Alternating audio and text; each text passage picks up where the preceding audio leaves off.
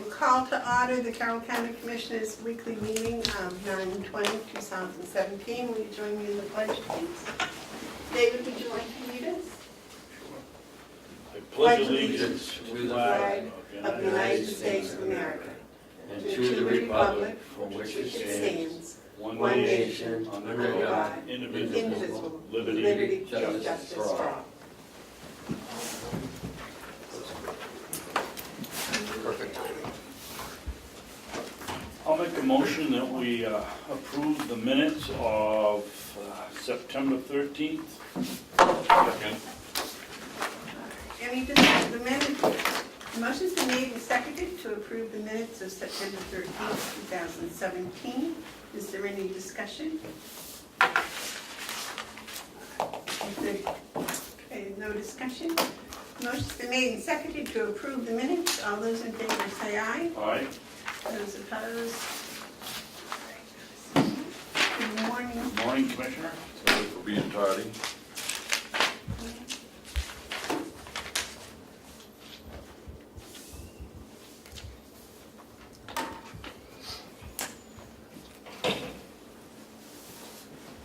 There you go, sir.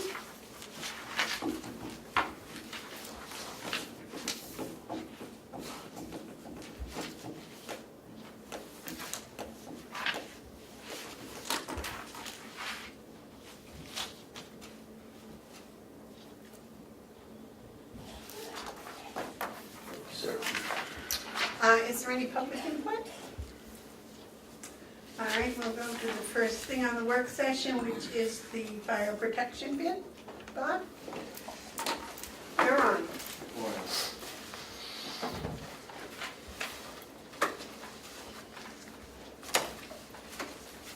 So, we opened the bids 2 weeks ago, and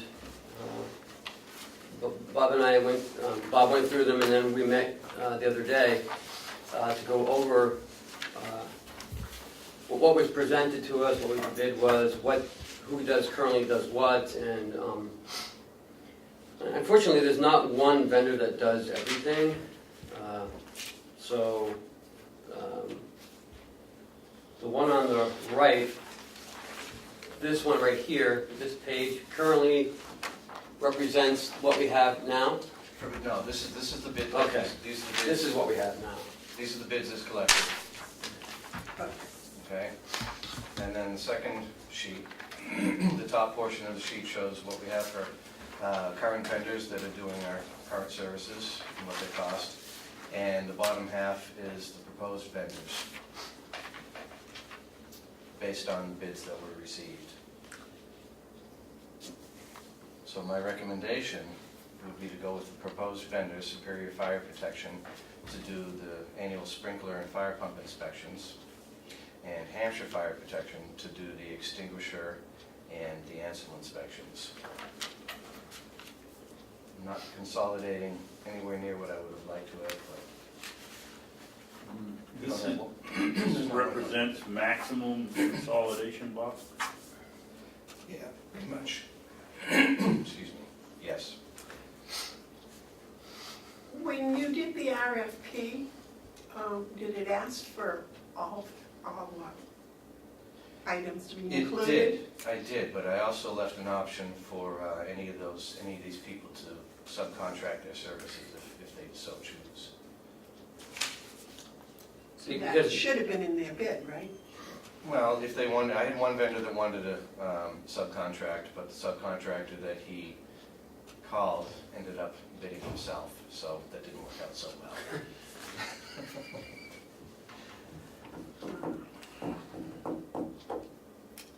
Okay, so you want to tell me again what your recommendation is? Okay. My recommendation moving forward is for Superior Fire Protection. Excuse me, Bob. Yes. I'm on it, it's on the other sheet. right, it's on. You don't have the right sheet. No, I have it right here. I have it right here. So this is what he wants to go with. These Right. two like this. Okay.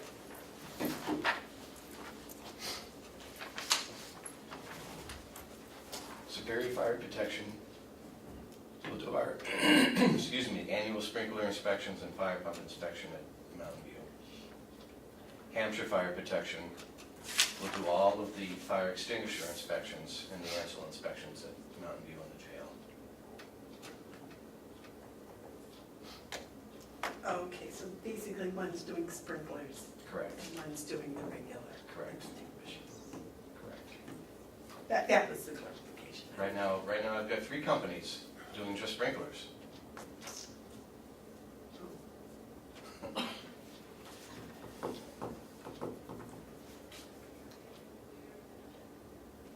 So the consolidation is going from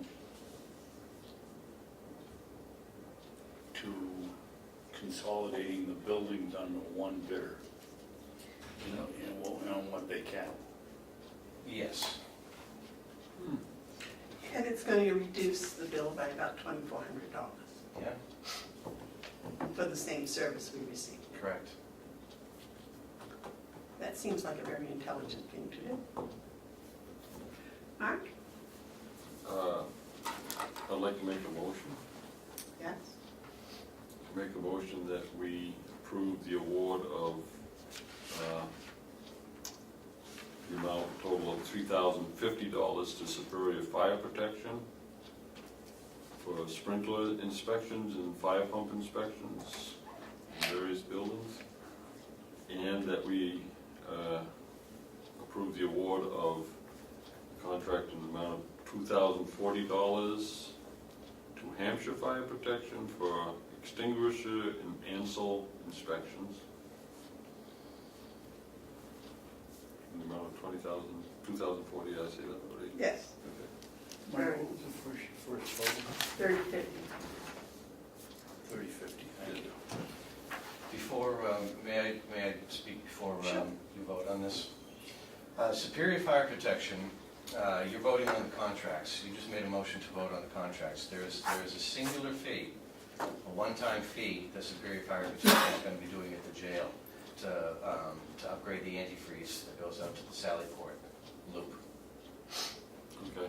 Okay, that's included in a separate amount, but it's included in the contract as a one-time fee. So before you go approving a dollar amount, I just want you to be aware of that and recognize that. Okay, question? So that's not included It's in not the included in the 3,000. annual inspection contract. It's a separate one-time fee. We just had to do it at the nursing home, and the reason being is the old antifreeze that they were using turns out to be flammable. Sure. So the last thing you want to do is have the flammable substance come out of a sprinkler system. So, the antifreeze that's in the jail is 15 years old, it's original, and they propose that we change it. Right, so that is not included in this Not in the figure. maintenance contract, it's just included as a separate one-time fee. Yeah, but I'm talking However, about it's this- included in their contract that I'm gonna have you sign, So how much is that? $1,160. Okay, so, Madam Chairman, So we're talking 6250.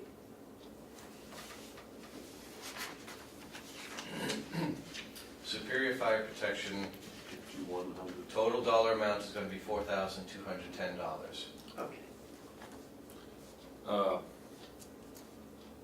Well, I'll change my, but it's not under this contract, No, it's separate. okay? So, do we want it under this contract? Mark, what? It's in the contract, but it's listed out as a separate fee. So I just want you to be aware, Okay, so we're not approving it under the motion in front of us.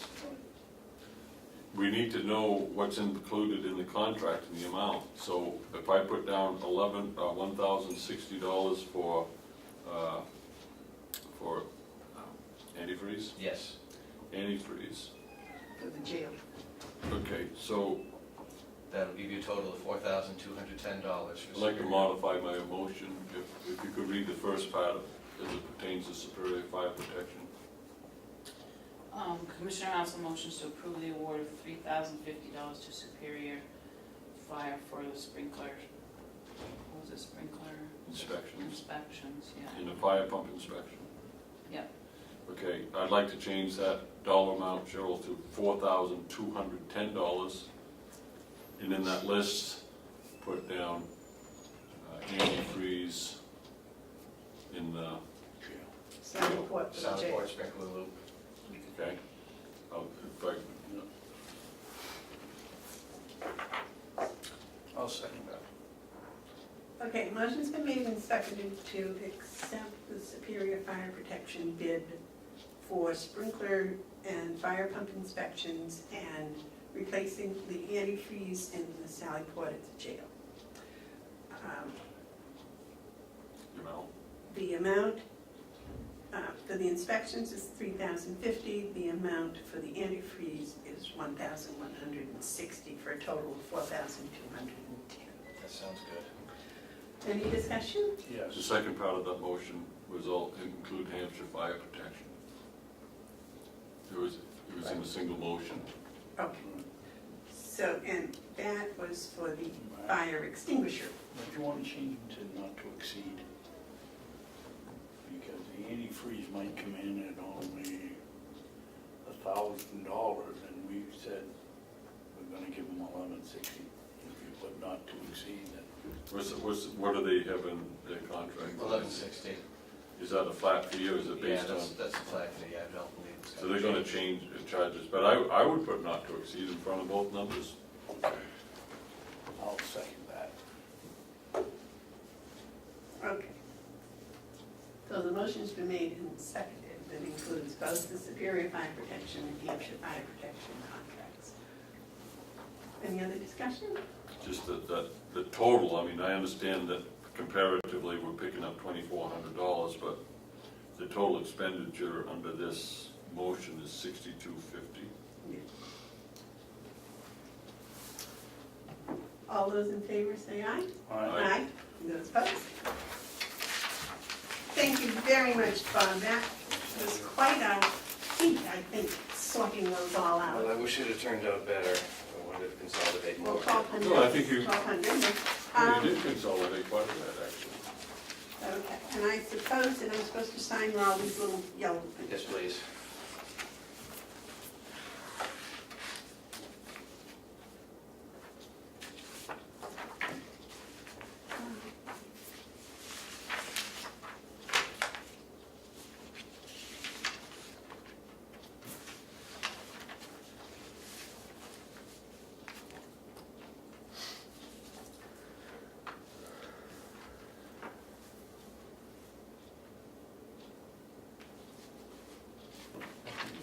Bob, is there a reason that one company doesn't do both the extinguishers and the sprinkler systems? You'd have to ask them. It's a business choice, I imagine. Hampshire does. Hampshire, yeah. Hampshire did give us a price on sprinkler, but they were higher.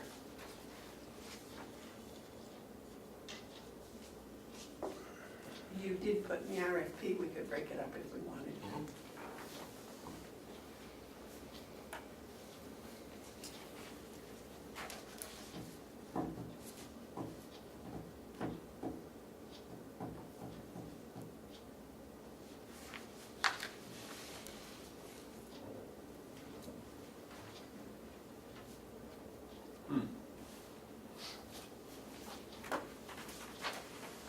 All right.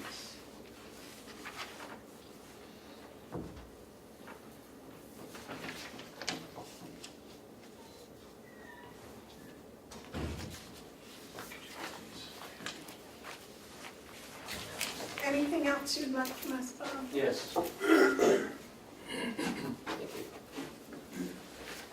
As you remember, we came to you in March, I believe, to talk about the boiler in the annex. And we have $64,000 in the budget to replace it. At the time, Jason was looking at the ozone, and he had it installed in April. And he reported last month that it's been going great. We haven't used any hot water at all. The clothes are softer, fluffier, cleaner, brighter, whiter, whatever. So Bob and I were talking about, because Siemens is here doing their inspections on all the, I almost said Their electrical. energy audit. Yeah, the energy audit. And Bob and I were talking this morning, what were we gonna do with that? And Bob was talking about putting an ozone in for the nursing home laundry. I think, Bob and I were talking, and I think the best thing, and I want to present it to you, is to not replace that boiler with a $64,000 boiler. We don't know what we're going to do with that building. Is to use some of that money to install a ozone to eliminate all the hot water and put in a household Electric water Yeah. heater, wash your hands. $800 electric water heater, and that's what we do. As opposed to spending $64,000. How much was the ozone? Yes, sir. How much was the ozone? It was under 20,000, I believe it was 18. 13,000, Yeah, was it's- it somewhere around there? Yeah. Procedurally, do we have that type of flexibility if we appropriate, or the delegation appropriated money for a boiler, can we? I believe it is a savings, and I believe that we can do it. I will seek legal counsel for that question, because it is a capital improvement. I think we can use it for another capital improvement project. Because it's under capitals, it's not under a line item. So it's fortuitous, if I may, Madam Chairman, that the delegation is meeting Monday, Monday. because we can make the decision, or if we do make the decision go forward, we can explain it to them on Monday. Absolutely. Which, on something like this, I think it's wise for us to convey, you know, when we deviate from something as big as a $64,000 expenditure. I absolutely concur that that's the way to go, that it would be foolhardy to put a boiler, and I've looked at the boiler. If we were to have need of a boiler, that boiler would have to be replaced, because I don't even know if it's working now, it was limping Well, last year. We've had issues since Yeah, we talked to you in March. We've had 2 incidents. Pretty well shot. So, if we can do laundry for less money, that's why we wanted the boiler. Right. I would think it's just the equivalent. Because what we had is a $64,000 proposal to provide hot water for laundry. Now we know we can do it for under 20. We could probably, No brainer. we could probably save about $24,000, $25,000 to the taxpayer by doing this. And Why do we need eliminating, the delegation's approval? Oh, no, I'm not Ah. saying approval, it's just, I think we should do it today and can make sure we convey this on Monday, that we did this, because I would think they would all congratulate. I don't want to make a $64,000 decision in 5 minutes. I think we should have a week to at least talk Well, about we're it. not I don't make- think we we're have to not go to the making a six- delegation at all, because, I mean, I think that's something we should decide, but I think we should have some time to think about it. That's a major decision, because there may be consequences we haven't thought of. Yes, David? I think in some ways you're right, Madam Chairman. I don't see what the problem is going to the delegation on Monday and asking them if it comes to this, you give us a tentative vote of approval, so if it comes to this, we can move forward with it. we can move forward with it. We don't need their approval, but I we thought you should, just, when I asked you why we need their approval, you just shook your head. no, Yeah, you we did. don't need their approval. We don't need their approval. Is what I'm 99% sure, because it's not, because it's a capital expense, we can spend it on other capital projects. It's a capital expense, it's not a line item expense. I think But- we should inform them. Well, absolutely. And let them know that we are saving, 25, 30,000. Mark? I'm gonna agree with Amanda on this, that we should do it. Mhm. There's no, I won't change my mind on that unless someone was to say something obscure, but I do think that we need to take a week just to Sure. make sure that everything's set. We can do it next week, and that again is fortuitous, because we can say we're informing the delegation we're gonna do it. And if there's any objections, I'd like to hear what they might be, but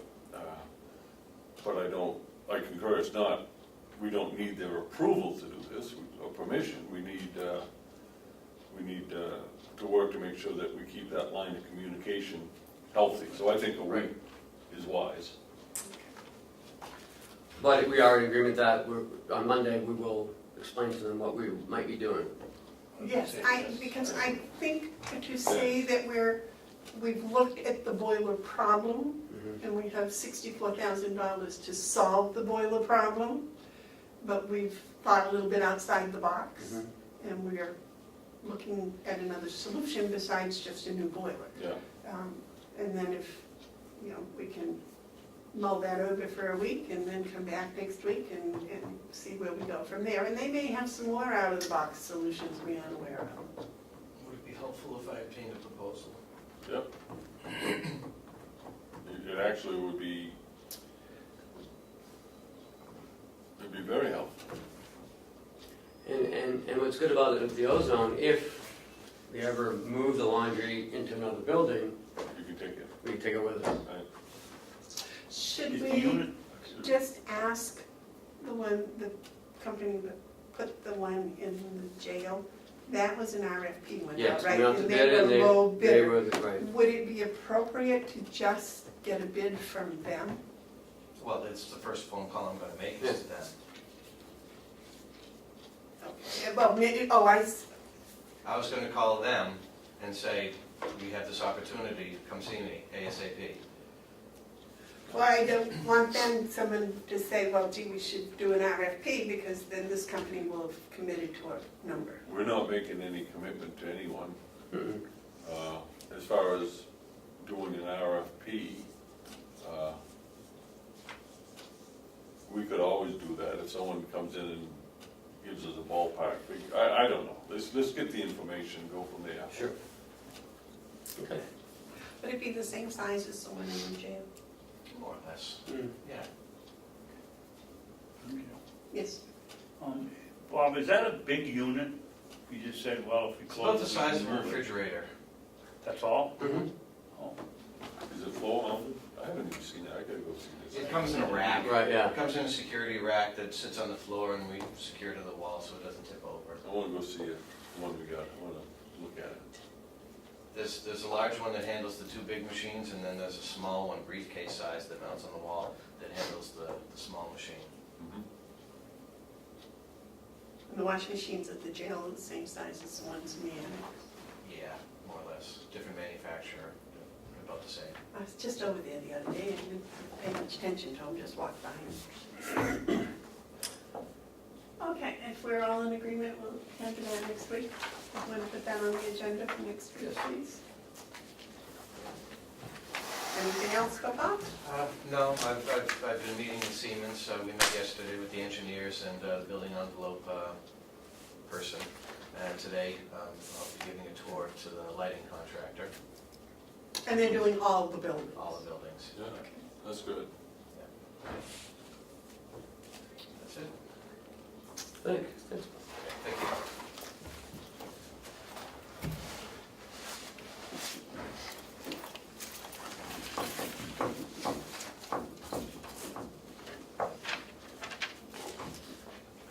The letter to the governor. So last week, we talked about drafting up a letter to send to the governor soon on the sheriff's grant. And Commissioner Hounsell and I worked on it as we talked about last week, and he started it.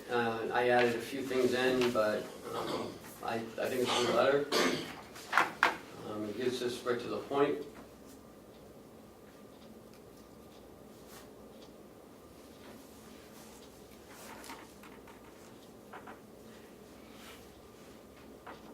I have a question.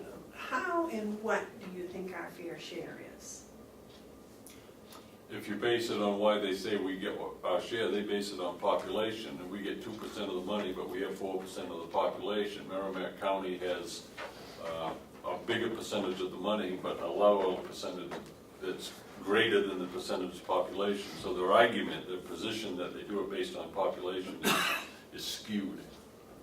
That's their statement. Their statement is that population. Okay, that makes And I sense. haven't heard that officially, that's just what I hear. And I heard it the same thing last year, and if you look at it, we get 2% of the money for having 4% of the population. The So sheriff, at the very least, it should be double. the sheriff asked for 50,000. We got 20,000. Last year, we got 23,000. So we got less than we got last year, and that was. The need was, I would place it at 40. understand, I agree, it's just that you said in here our fair share, and I wanted to know how that was computed and on what. So it's more, it's not in writing any place that it's going to be a percentage. No, but you can calculate it out, which. If you look at the southern counties, I'm sure they've gotten. It's very. Well, that's what I'm saying, if it's based on population, then the percentages are all skewed. But if it's based on something else, which we don't know, then we wouldn't know whether it was. You know, I won't say what I believe it is, but I've been doing this long enough so I know that on certain things, such as this, the northern part of the state of New Hampshire doesn't get the same consideration as the southern part of the state of New Hampshire. And this is an example of that happening. Could we ask them what formula they use to distribute the funds? I think what this letter does is it puts it in the governor knows that we're not happy with the process, and his response will probably be find out from himself what the process is. And the next time it goes around, that they'll maybe paying more attention. That's the value of this letter, and as you can see, it's not CC'd anyone. We're not looking to embarrass anyone. We're just raising a concern to the state's governor on this part of the state that I feel, and from what I understand, the three of us feel has been an example of neglect. I would say if it was $40,000, that it's probably more in line with what it should be. But I don't know how they make the decision. I'm not arguing with the letter, I'm just arguing with that statement that we didn't get our fair share. Well, let them come back and say, oh, yes, you did. Well, I don't believe we got our fair if share. 20% is our fair share, they ought to close down the whole program, because we need a lot more money than that to fight this epidemic. We have 20, we have $1.2 million that went into this Granite Hammer project. Is anyone really going to argue that out of 1.25, that a county share is only $20,000? I don't see how they can do that with a straight face. Yes. We get 20,000 out of 1.2 million, and, you know, it's very hard to say thank you to them for that. David? Yeah, I have no objection with the letter except one thing. I would like to see, if you two agree, that we have some kind of statistic in here that Carroll County and maybe Grafton and Sullivan between them had X amount of OD deaths last year. And, yeah, Ken? Why would we talk about Sullivan? Well, just the northern county, we're talking about the Carroll County. There's a and co-op, Grafton. Yeah, the northern, just, I think that there should be some emphasis on the amount of deaths, because, yes, we don't have the largest population, but I'm gonna guess that the number of ODs deaths that we've had is not much out of line with some of the bigger counties.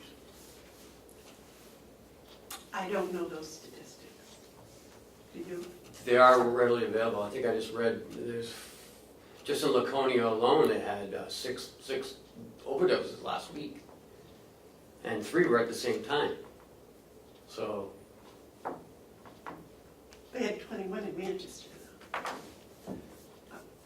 Mark, you had a question? Yeah, I think the letter's fine the way it is, because it's not a letter to ask him to, you know, to look at the statistics as we present to him. It's just a letter to say that we're disappointed. You know, it's just, I think that's the gist of the letter, and we should leave it at that. You know, our needed share, let them tell us how we got our needed share, our fair and needed share. We're saying we didn't get it. And if they want to counter that, then tell us how they did. At that point, we can bring out all the statistics. But they're not going to do this. This letter is addressed to Governor Sununu. He's going to look at this and he's going to see this. I'm quite sure any governor would do that and say, okay, are we giving equitable consideration to Carroll County. And I think you'll find that we didn't this time, and so maybe the next time there'll be a little bit more consideration given to us. So I wouldn't get too deep into proving our point, but just to state that we're disappointed. And we should thank Ken, he put a lot more vanilla in this letter than I did. He fixed it quite a bit. Sugar and honey. Yeah. Any other comments? I'll make a motion, or do we need a motion to accept the letter and send it? I think we do need a motion, because we're all gonna sign it. Don't we just sign it? I don't think we can sign it without authorizing ourselves to. No, I'm just talking procedure. Do I hear a motion to sign the letter? I made it. And I second it. Okay, motion's been made and seconded to send this lovely letter to Governor Sununu, and having a little, I don't know what word it is. Telling him we're unhappy with our meager share. Yeah, disappointed. All those in favor say aye. I Aye. Those opposed? usually probably get letters from people saying thank you, but I had to on this one.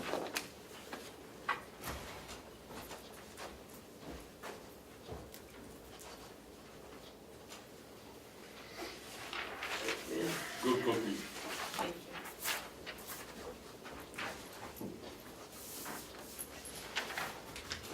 Okay, Speak. are you here? No, to- we're all set. All right, have you visit? Plow truck? So last week we were discussing about the plow truck and the issue with the EMC computer module and the cost of that.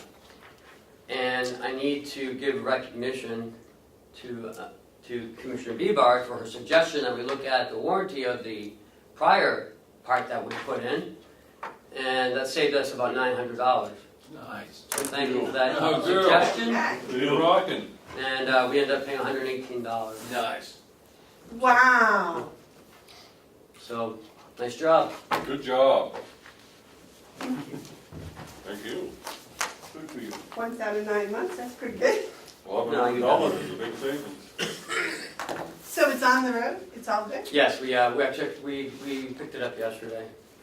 So, Okay. Now, does that come with some sort of, it's gonna make it through the winter? I don't know. You got a whole, Yeah. what year was it? 2010. 2010? Yeah. Mike, neither will or it won't. Oh no, it's a roll of dice. Right. This is the second major thing that had gone wrong with it, so We should probably plan in the budget to replace it this year. we are. Okay. And also, you have a backup if it dies in the middle of a storm We to can get have that anymore. a rental in here quickly. We'd have to rent it for 5 months. At about $500 a month. So, Gentlemen, I'm concerned because sometimes we get really bad snowstorms, and if the truck breaks at the beginning of the snowstorm, I don't think one truck can keep up with it all. If we get a bad I mean, we do have a 10-foot plow for the tractor, I think, but that's 10 feet. It's hard to go in between vehicles and stuff, so I don't know. But I'm wondering if we shouldn't have an emergency backup plan if something does happen to it. The not being able to rent a vehicle for a short period of time is kind of a problem. Are there companies that would rent it for a month or? The least amount is 5 months. Mark? I don't know if you have to do a lot of planning for this, but I would think it would be wise that you have a fallback position that would be something as simple as this. A couple of local contractors, if you get in a bind, you can call them up and ask them to come over and help you out for a storm or two until we can make a lot more long range. They'll be plowing their own storm if we have a bad storm. Yeah, but there'll be someone that would do it. Maybe. I'm willing to bet that out of 300 employees over at the nursing home, that one of them is married to somebody that has a plow truck and would love to do it and help us out. That gets in insurance liability. Yeah. Well, Why? we- If the guy's in the business? Well, we can. Well, if he's in the business, absolutely. Well, that's But what I'm you're- saying. I'm saying one of them, somebody's, no, I didn't mean they'd call up the phone and say, hey, honey, come over and plow us out. That's what I No, thought. somebody, I'm sorry, I didn't. You can find someone if you needed them. Absolutely. But I do think for going forward, we need to get a truck that's reliable. We spoke about it yesterday. Isn't this the year if the delegation had accepted Willie's I capital don't know. improvement plan, that this was the year that that truck would have been replaced? I wasn't here when he put that together, I don't know. Well, he had every truck on a 2 or 3 year rotation basis. We should have Moving forward, I think that would be a good idea for everybody in all departments to do. we should have a capital and infrastructure equipment replacement plan, and it should be at least 5 years out. We have a capital plan. Well, I mean, It's a 5 year. funding it. Oh, well, that's a whole other story. Well, that's the story we need to read, because Well, I think that's something we should investigate and see, you know, just what kind of an impact that would have on the budget. And because you get hit all at once. Now, do they rent the plow truck? I asked this question before, I know. Do they do a rental purchase on the plow truck like the sheriff's department? Only Ford does it. Is what I was told yesterday, so, Only Ford leases pickup trucks. trucks, yeah. I don't like these purchases anyway. I think that's one of the worst things you can do. Well, if we don't have a capital improvement funded plan, it's the next best thing we can do. It'd be nice if we had that so that money is sitting there and so we could You know, I just say take 40 we grand can out by budget a for minute. next year. We budget 35,000 and get a new contract. 35,000? Yeah. Because you can use the plow that you have, it Yeah. doesn't have to be an alley. Bolt the frame, put it on the new truck, and away you go. It doesn't have to be a truck that's got a lot of extras on it. Right. Like, you can't have crank windows, don't they make those anymore, crank Yes, windows? yes, they call them, Well, I know you have one, but, no, mine is all power. Do they work? Yes, they do. There's only a down button on it. okay, moving on. Guys just can't make it a whole meeting without my truck. My truck is infamous. Well, I would miss your truck. Okay, so now, when do we start the budget? You've already sent out to the department heads? No, we have to include September on it, so we have to wait until the end of September. But my department heads have already started.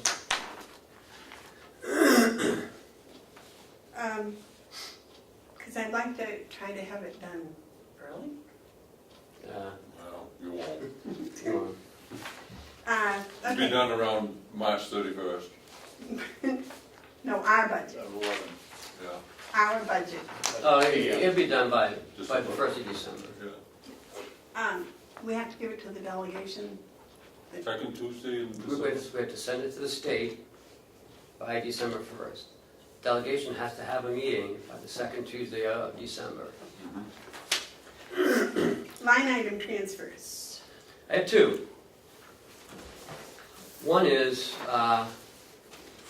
last Friday, we met with the subcommittee of the nursing home to talk about the assisted living transfer money. About the $10,000 feasibility study. We had a great discussion.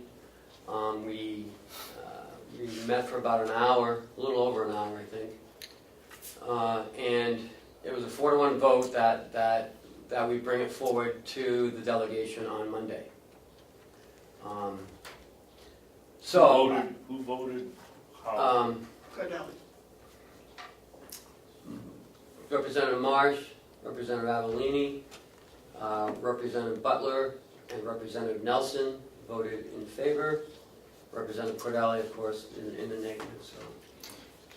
If I got, are they making a recommendation on that 4-1 that the delegation ought to approve the funding? Yes. That's the recommendation? Yes. Okay, thank you. That's good news. So I feel that we should at least have the transfer ready, if they so want to move forward with it. As long as we sign it, they don't have to accept it right away, they can hold it. So that's what this first transfer is. Ken, what was Makes no Cordelli's sense. reason for voting against it? I don't remember. You'll have to watch it. It's on government Oh, oversight, you oh, haven't it is, watched it? Yeah. I No, watched it once. I don't watch it. I'm not so concerned about his negative vote. I'm very encouraged by the 4 positive Oh, votes. everyone's excited about it, really. I had conversations yesterday with a businessman up in Conway who was telling me about another businessman who's looking to do a project and is very interested in how this might, what this feasibility study might reveal. So there's, from all quarters, there's some pretty capable people watching this. So I think it makes sense to prepare for that so we can get moving on it by approving this transfer. Basically, I think what you're doing is you're taking $10,000 out of medical insurance, which looks like you have enough, Oh, yeah. and you're moving it to Other fees and services. Other fees and services. And from there you can, okay. Yeah, makes sense. I'd like to see what the RFP is going to cover. Well, we're not On the spending study. it, we're just moving it into an account where it would be, should we grant, Where it would be available. where it would be available should we go forward with it. See, once we approve the money, then we go into the question that you have, and you want to see the RFP, as we all will.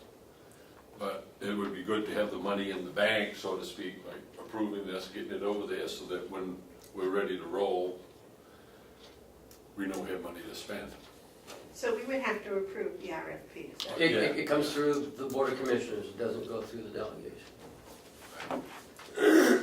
So agreeing to the line transfer does not agree to the RFP. That's right. No. No, just makes the money available, that's all.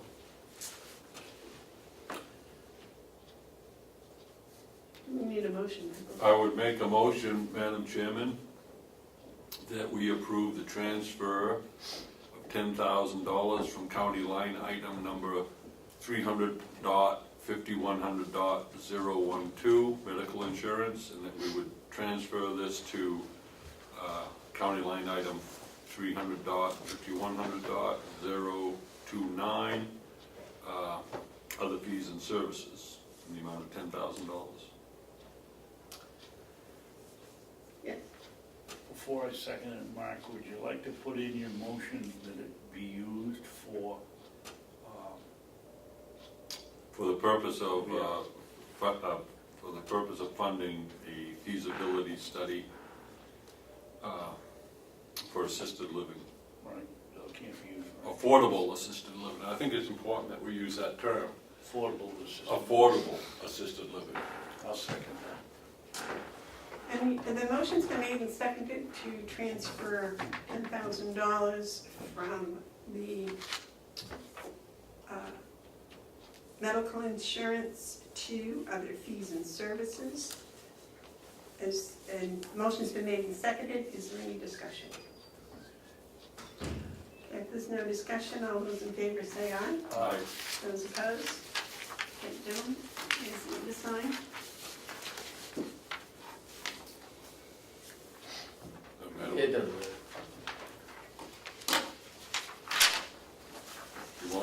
Do you want yours, one back for your records, Madam Chairman? It's in six. Yeah. It's in six.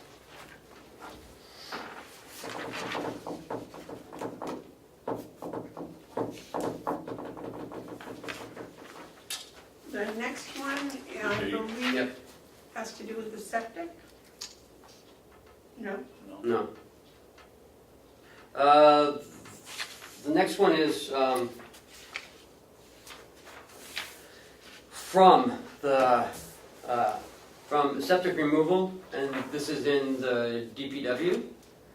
$850 to the vehicle expense in the DPW. Unanticipated vehicle repairs on that older vehicle. Transfer will go to the end of the year, hopefully. So we currently have $987.97, like $12.70 in that line. I need to pay that $118 payment for that repair, and anything else that might break on that vehicle to the end of the year. That's why I'm moving the $850 and not the $118. Oh, okay, so you're putting a little cushion. Yes, Okay. because of that vehicle.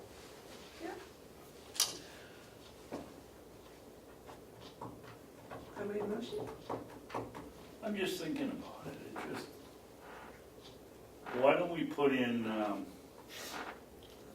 $200, move $200, and if it breaks again, then we've got to go through this again, but it makes the delegation aware of our situation, trying to operate with not enough money to do it.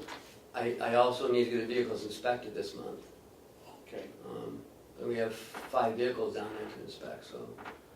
And we didn't budget for the inspection? Yeah, but that's all part of it. I mean, that first bill was $1,700. You know, I mean, that was a lot of money for that first repair. Oh, okay. So, That ate up the inspection money. and a lot of other stuff. We weren't anticipating that whole thing would go. Which just makes my opinion even more important as far as I'm concerned. You can't operate these departments with no budget. They've taken $290,000 out of a public works budget in the last 2 cycles. I mean, how much can you take out before you don't have any money to run in? This is another case of it. Madam Chairman? Yes. I agree with what David is saying, Commissioner Babson saying, that somehow we have to demonstrate, and this is a good way of doing it, the cost that's attributed to them not funding the capital plan. I would go the other way though. I would take the total of what we paid on this particular truck, because we didn't replace it, the 1,700 plus the 180, whatever it was. 118. And I would make that right to the penny, or not to the penny, but round it to the nearest dollar, to be that transfer. And then on that transfer, the reason why, because that plow truck that we didn't replace, okay, is needed. So I would like to see us replace all that we spend on that truck with this transfer, so that gives us, and then attach that in the rationale when you go to the delegation for their approval. I think Mark's right, because that was totally unanticipated. And the other money in that account is budgeted for things like inspections, etc. So if we take the full amount that's been spent on that plow truck and we transfer that full amount, then the money that was budgeted for the inspections and all of that stays kind of intact. And it points out that this is what happened, this is what it cost us this year, with no guarantee that there won't be more. And it might help if we come up with a funded capital improvement plan in the future that says, hey, you know, we have to keep doing this because, and next year's going to be worse. This, you know, if it costs us $1,700 this year, next year it's going to be bigger, right? If we don't replace it. So I agree with Mark on that one. Yes, David? I agree with both of you, and I'm glad to see that you're inverting my thinking and supporting what my goal was. But are we putting ourselves in a box with the delegation for the next budget, and they come back and say, well, you didn't use it? If we're putting the transfer in, it's going to sit there as an obvious over expenditure, and they could say, well, you didn't use it, so let's cut it. Hopefully, they wouldn't do that, but. Well, it's not really an over expenditure because we have to pay for the inspections and we have to pay for whatever else was budgeted in there. It's just putting us back on.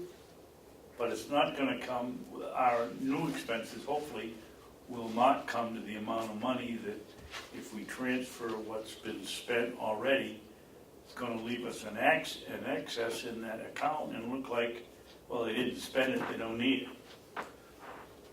Well, I'm just if trying the to truck think had of not both ends. broken down, would there have been a surplus at the end of the year in that account? Probably. A big one? Well, at least $1,000. I don't consider that a big surplus at all. Well, they will. They would. I think Okay, but we go forward. Mark? Well, the thing that comes down to is I think we should do as close to it, we could do it, if you got 1,700 and 200, that's 1,900. I think that's what we should transfer, and when they say, well, you under expend, you say, no, we didn't, this came from a septic removal. This cuts us short. I mean, we could find ourselves having to do another transfer to do septic removal because we're just moving money from something that we know is anticipated and to cover something that's unanticipated. So that indicates a flaw in our budget process, and the budget process is we did not plan adequately for a vehicle breaking down. Our plan was to replace the vehicle before it broke down. Now the vehicle is broken down, and the result is we hope that the septic system can last until January without too much more attention. This So septic removal, but is that when they come and pump the tanks? yes. And we went out to bid last year, and the bid came in much lower than what we anticipated. So there's, So that covers our surplus as far as. that's $2,000 left. Yeah, but- We didn't intentionally put extra money in No. it. no, So I think that's a logical explanation. We put it out to bid, we came in under bid after the budget was already done. So that I think is a logical explanation why we might end up with $1,000 left. well, Can I just say something, and it's always up to you, but just what if they don't accept this? And then, we've paid for inspections, we've paid for the vehicle, we're overexpending the line now. Then so be it. We can talk to the sheriff's department about what. no, I think we need to I think we need to transfer money into this account to cover what wasn't anticipated, and that's about $1,900. Well, I go back and look, I wish Will was here, but, I think it was 1,700, wasn't it? 17 plus a 2. well, I'm hoping it was 17 and not 1175 or something like that. So I want to make sure the number's right. So if, Want to table this for a minute? yeah, at the break, I can go down and look, and then, I want to go back into the budget discussion apart from just this. We'll use this as an example.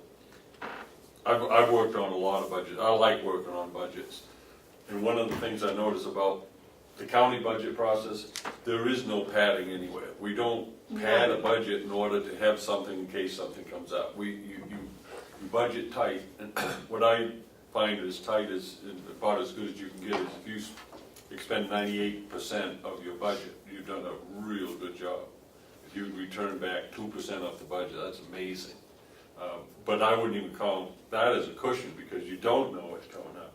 This is an example of not realizing that we had a situation that if it had been addressed in the budget, we wouldn't be having this conversation. And that comes down to, when do you want to replace your equipment? You need to budget that. You need to budget it. This is an example of the budget not being sufficient to meet our needs. It doesn't matter whether we do well in another area. On this particular thing, we were hoping, or I wasn't, but the delegation was hoping that we would be able to not buy a truck and get through it the winter. Well, we can't, and it's going to cost us around $2,000, and I think we need to reflect that And this transfer, the request for this transfer is to cover the complete cost of an unanticipated fund. If they don't approve it and we can't pay our bills, I'd like to see how that plays out myself. I really don't think that's going to happen, because we've been very, very proactive. And, I don't think it'll happen either. but so, you know, this, But if we just transfer $850, it won't get the attention like No Babson, Commissioner Babson well, it said. doesn't tell the true story. Right. I think the true story is we had a truck, it broke down, we weren't anticipating it. This is what it cost, and, you know, we have it on another line item, and we have that money on the other line item because we sent it out to bid and it came in under. So that explains why we need the money and where it's coming from and why we have it. I think that's a no-brainer, I really do, yes. So then can I take a moment to run downstairs? You can talk to Howie about this letter, and then when I come back up, we can finish it. That would, Why don't you round it up to the nearest dollar? Okay. Thank you. We get this back. Pass that down, that'd be great. Howie, Thank you for your support. do you have a copy of that? Oh, yeah. Do they have copies? Yeah. I brought a copy. No, I got here. If they need it. it's budgetary sense. It makes sense. Right.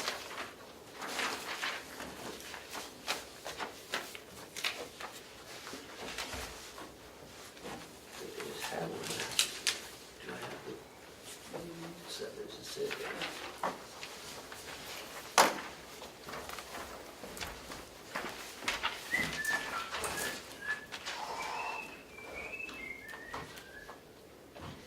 Howie, when did you write this? Yesterday.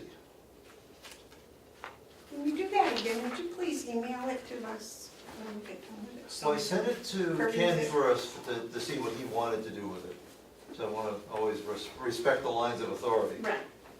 And he actually made one suggestion, which he added one word that I've included into it, September 20th version. I have a suggestion in the first sentence, Howie. Commissioners have been made aware of the demographic reports that show Carroll County will be the fastest aging county in the state. I knew that 5 years ago.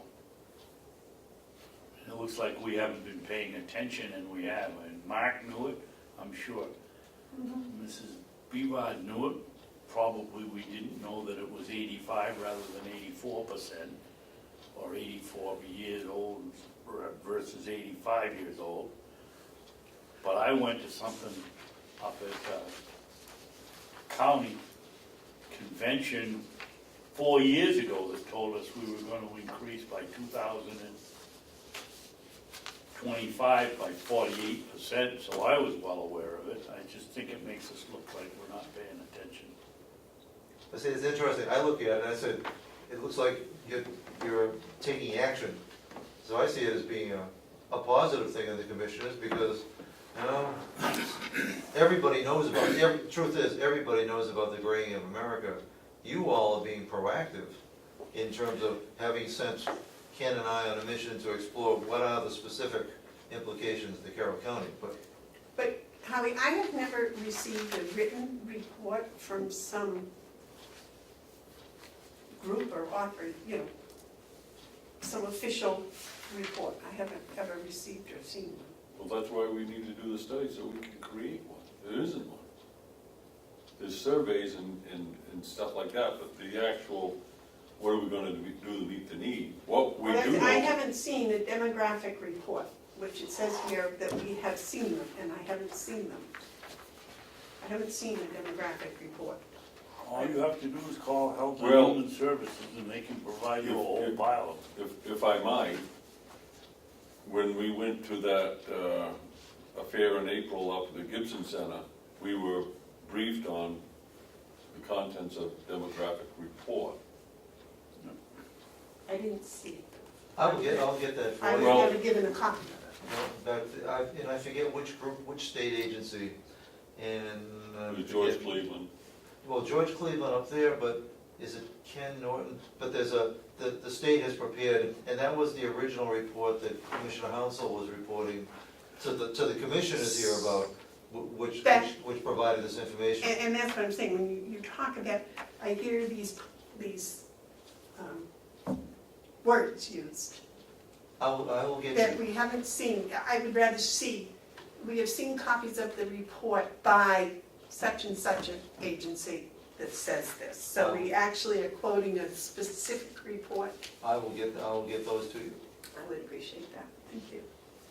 Now, this is addressed to us, right? Yes, because this is in preparation for the full delegation meeting next Monday. Okay.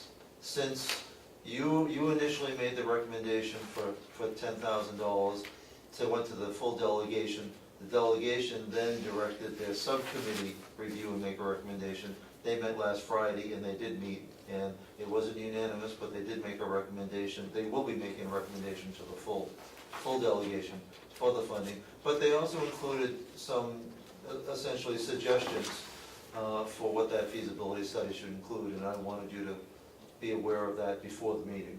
All right. And we transferred money today, Made the request for the, so there's a, and that's, made the request. so we're not looking for a supplemental appropriation, we're looking for just the transfer, so the money is there. Mark? I think it's a fine letter. I think that first paragraph, actually, when you read it in its entirety, says that whenever it was that we became aware, whether it was 4 months ago or 10 years ago, as a group, as a body of three, we did take the leadership role in this. We were proactive in that we directed county administrator and the Mountain View community administrator, Howie and Ken, to dig into it, to conduct a preliminary review, which is what they did in this report that follows: model of services, northern options, southern options, a report on the various meetings, all the way through the delegation committee's vote for 4-1. We came to they report a pretty good conclusion. But if you go to the next step, and that's where I think we should be looking at it right now, not the steps that got us here, is what is the goal of the feasibility study? And as you see that on the very last 2 pages, there are 8 goals, and as you look at those are exactly what we need to have done. And if you look at 8, if you go all the way down through, to prepare a recommendation of what next steps, if any, the county should consider, and that's exactly where we want to go. What I think Howard's brought us here is the next step of the plan to find out the question that we want on number 8. Well, this answers the things that the subcommittee asked of Howie in the meeting the other day. Yeah, I think what the issues that they wanted addressed were actually predictable and reasonable. And they had 4, they identified 4 areas that they would want the feasibility to address, and I don't see that as being inconsistent with anything that the commissioners might. I should tell you, I watched the government oversight film. These 2 gentlemen have not had time to see it yet, so. Well, That's why it's the a- 4 things are listed on page 2 for not with the, and I have sent the committee the draft of the minutes. They have not taken any action on that yet. Madam Chairman? Yes. I want to go to the very last sentence on his report, and that is his recommendation, and I think we should act on this today, because a lot of work's gone into it, and it's really is now, we either District Update. The recommendation is that we should engage a qualified independent consultant to conduct the due diligence needed in order for the county to know what directions, if any, that should be taken. And at this time, what I would like to do is to have us discuss what form a motion should be that we could pass in order to fulfill this recommendation. Is this for the Do feasibility? we want to go out? Yeah. Do we want to do an RFP to engage qualified independent consultant? And I think that's just exactly what we want to do. Is between now and next week, perhaps you could draft an RFP that we can look at and decide if we want to release it or not. I think we're at Isn't that that point. what the delegation subcommittee is to do? These 8 things are what we need to do. Well, the subcommittee, what's the delegation's role, and this is a little bit of political interpretation on my part, their job is really to appropriate the funds. Right. And the hope is that next Monday, the delegation will, approve the concept and through their executive committee, approve the transfer of funds that'll make it possible for the commissioners to decide how to go about the feasibility, which speaks to Commissioner Hounsell's suggestion for an RFP. Well, now we have the money, we know we need a consultant. The next question is, well, how do we engage a consultant? And a request for a proposal is a good way to do that. So we would invite qualified people to submit proposals for how they would go about addressing these eight questions or anything else that might get added with the commissioner's blessing next Monday. The role of the delegation. So I believe that's what they had asked for, was what you were gonna put in the RFP. Exactly.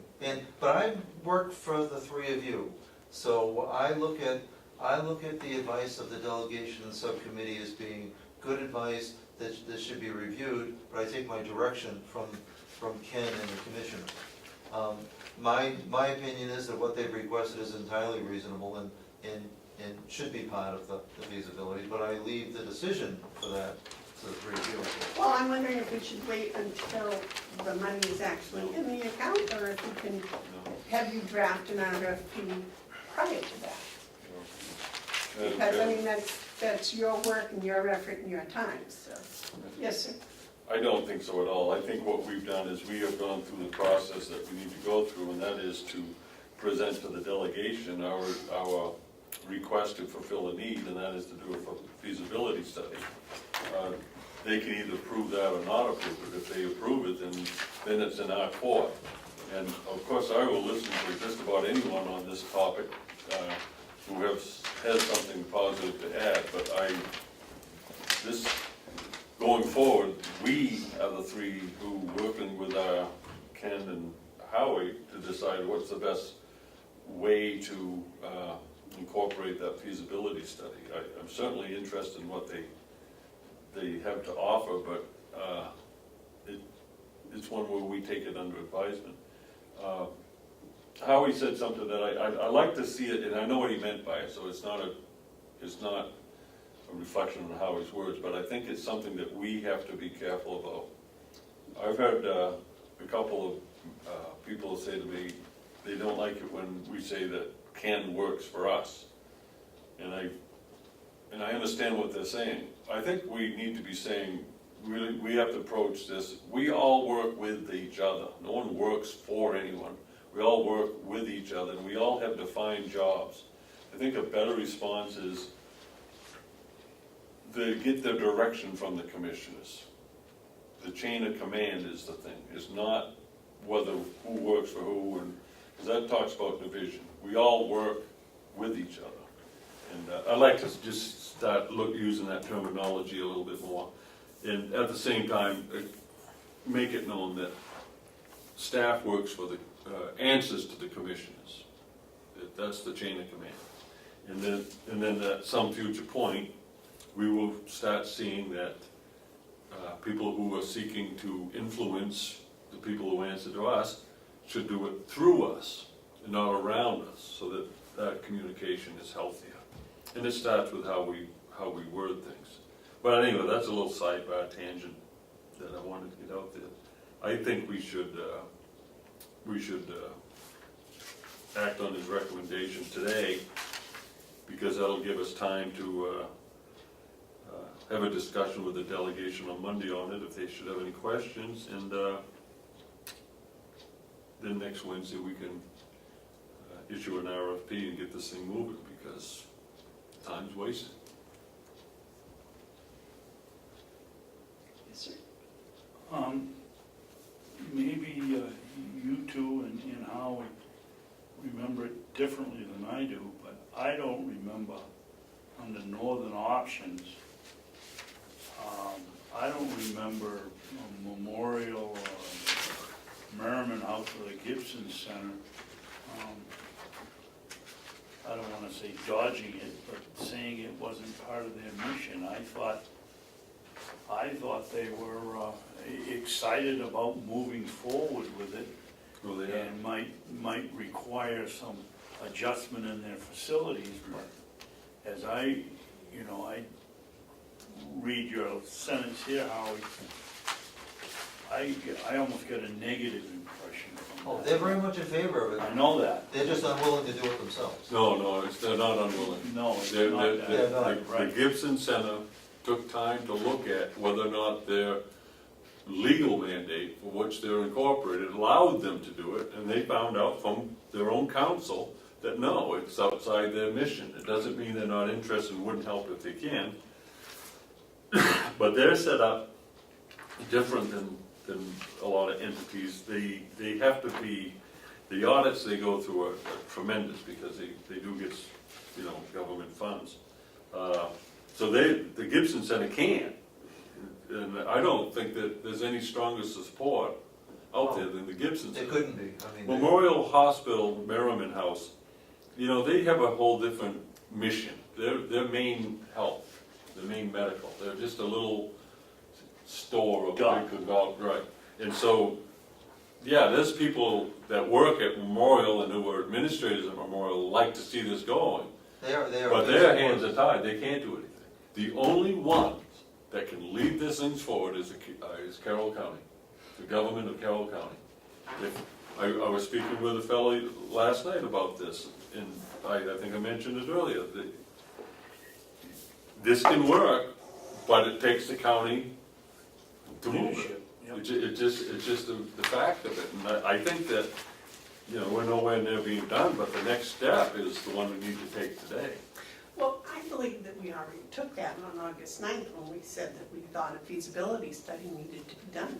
Yeah, that was that next step. Now, the next step is to put out an RFP seeking a qualified independent consultant to do The feasibility a study. feasibility study. And I'd like to make that as a motion at this time.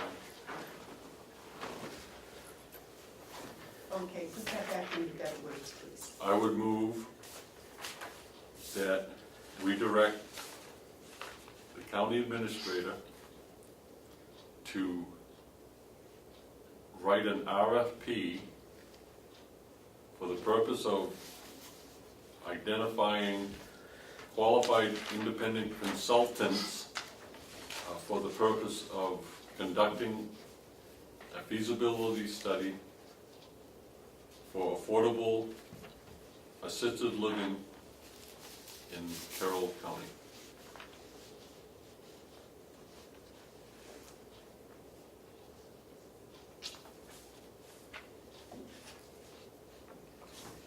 Period. Is that sufficient? Do we need to list these things as being covered by the feasibility study? I don't think so. I think that would come back in the RFP, but we don't have a second on that motion. Yes, we do. We do? You have a second. Okay, so the motion's been made and seconded to have an RFP written for a feasibility study. Consulted. Consult. Consultants Consultant. seeking to engage. Any discussion on that? Okay. It's understood that the RFP would have specific things to be studied in it. I think that's understood because the guys who were asking doing it identified the. Yeah, that's what I'm saying. So we don't need to list those. Okay, all those in favor of the motion as written, say aye. Aye. Aye. Those opposed?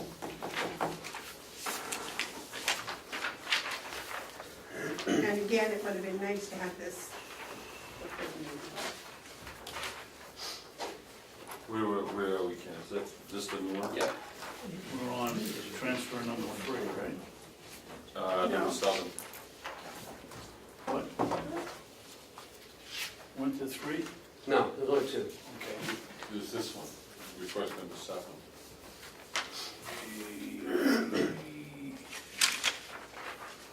Yes. Okay. There's 2. So, all right, so just to get it going, then I'll pass this down. What is it? No, there's only 2 more. What is that? I thought there were three. That's, We you did you wanted me one to redo it, I did. Oh, okay. We did the $10,000 one, didn't we? Yes. No, this is the truck. This is the truck. I The got that amount one that here. Request to repair the truck, yes. So the second one, we've only asked for $800. We're not doing that. That's been eliminated. Okay, this one's gone. I think it's the second one, David, right here. Isn't that for $800? 850. Yeah, that one's gone. That 850. Okay, and we're now have a new proposal to replace that.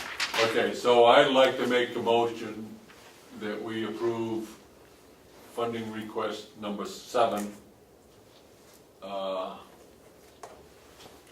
transferring $1,550 from county line item 100.4193.064 septic removal to county line item vehicle expenses 100.4193.073 into, yeah. Yeah, $1,550, which reflects the amount of the repairs to the plow today. Did someone take 2 copies of that? I don't No, know. you haven't got it yet. We've only got one. I only made one copy, no sense in me This giving all is- like this 50 is- copies, just this gonna is- throw it away. That's the one. and that $1,550 was exactly what it cost for the plow truck. Yes, Repair. out of that line, yep. This time and last time, Yep. okay? I need a second. Second? Now, if I could, when you go to the delegation, speak exactly Yeah. why that is that amount. And why we have money, because that's a very plus thing. So the motion's been made and seconded to move $1,550 from the septic removal line to the vehicle expense line to cover the cost of repairing the Ford 2010. All those in favor? Aye. Aye. Those opposed? All right. Is that all of them? Yes. I think that was a very wise. I thank Commissioner Babson for seeing the opportunity. We have to underline the need for this. For a capital program that Right. If we had just transferred $850, it would have. This alternative managed care, that's what we just discussed with Holly. I don't know, no, I don't think so. Was that? Did you discuss alternative managed care with them? we haven't. Not at all. Okay, Okay, thank you, sir.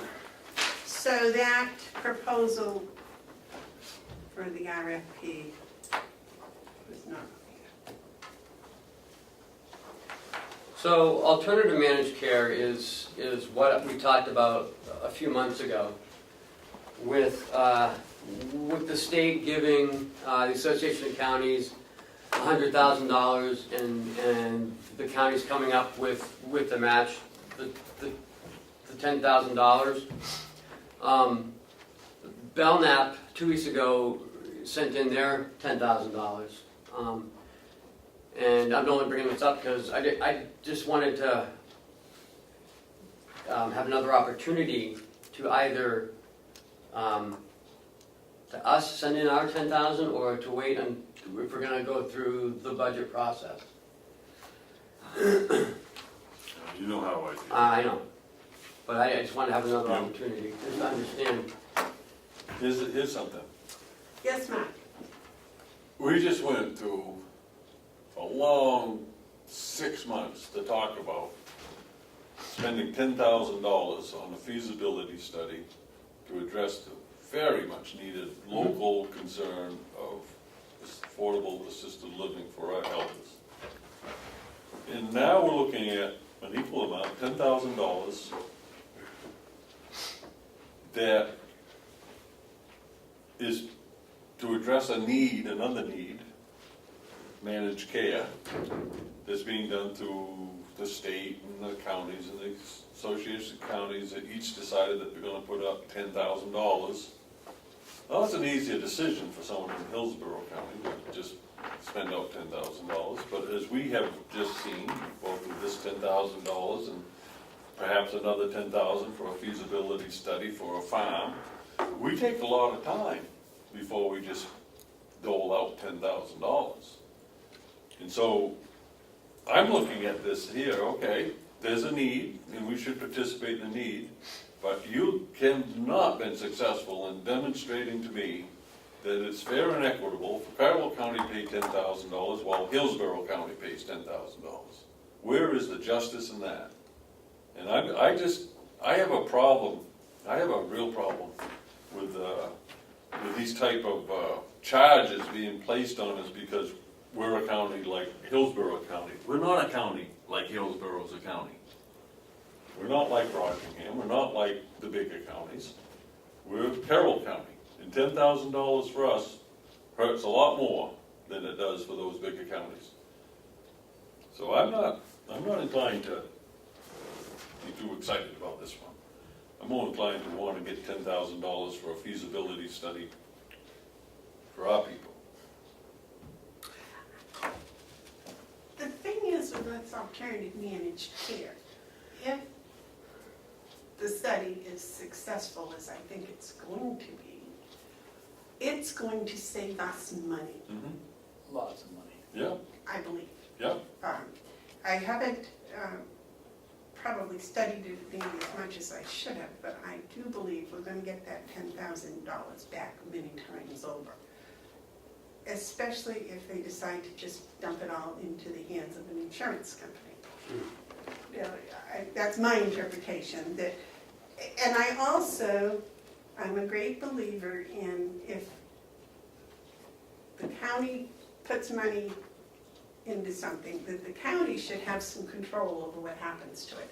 As it is now, we send this money to BEAS and we don't have much control over what happens to it. If I believe these alternatives that they're studying, possibly the county or a tri-county group would have a lot more control over where this money went and how it went.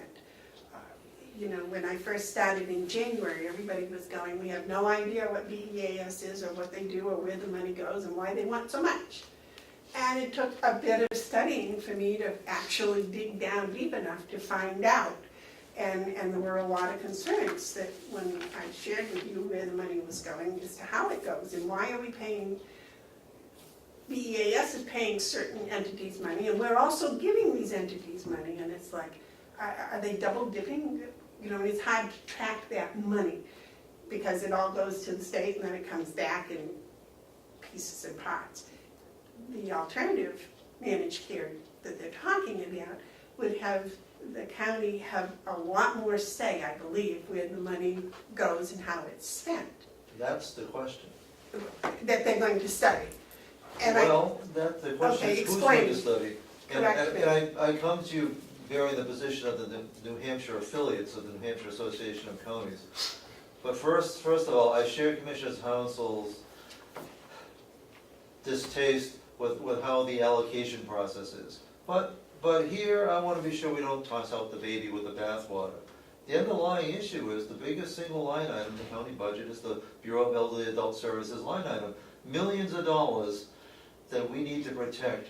What's happening is if the counties do not do their own review and study, the state is going to do theirs. The way things work in New Hampshire, the state decides how much money the counties have to ante up. What the counties, the New Hampshire Association of Counties through the New Hampshire affiliates, administrative affiliates want to do is be sure that the counties have equal or dominant say in the process that's ultimately decided out of fear that the state will do what's best for the state, which is to decide how much the counties pay, and the counties won't have any control or input into that. So the $10,000, which will be matched by the state, will give the counties a full seat at the table. Is it an adequate distribution, how that got allocated? That's certainly, that isn't fair to the smaller counties. Is it still a great investment and a necessary investment? I would argue that it is, given the size of our VEAS and how quickly the state is moving on all this. All this is happening very quickly, and something happened as late as yesterday that causes me some concern.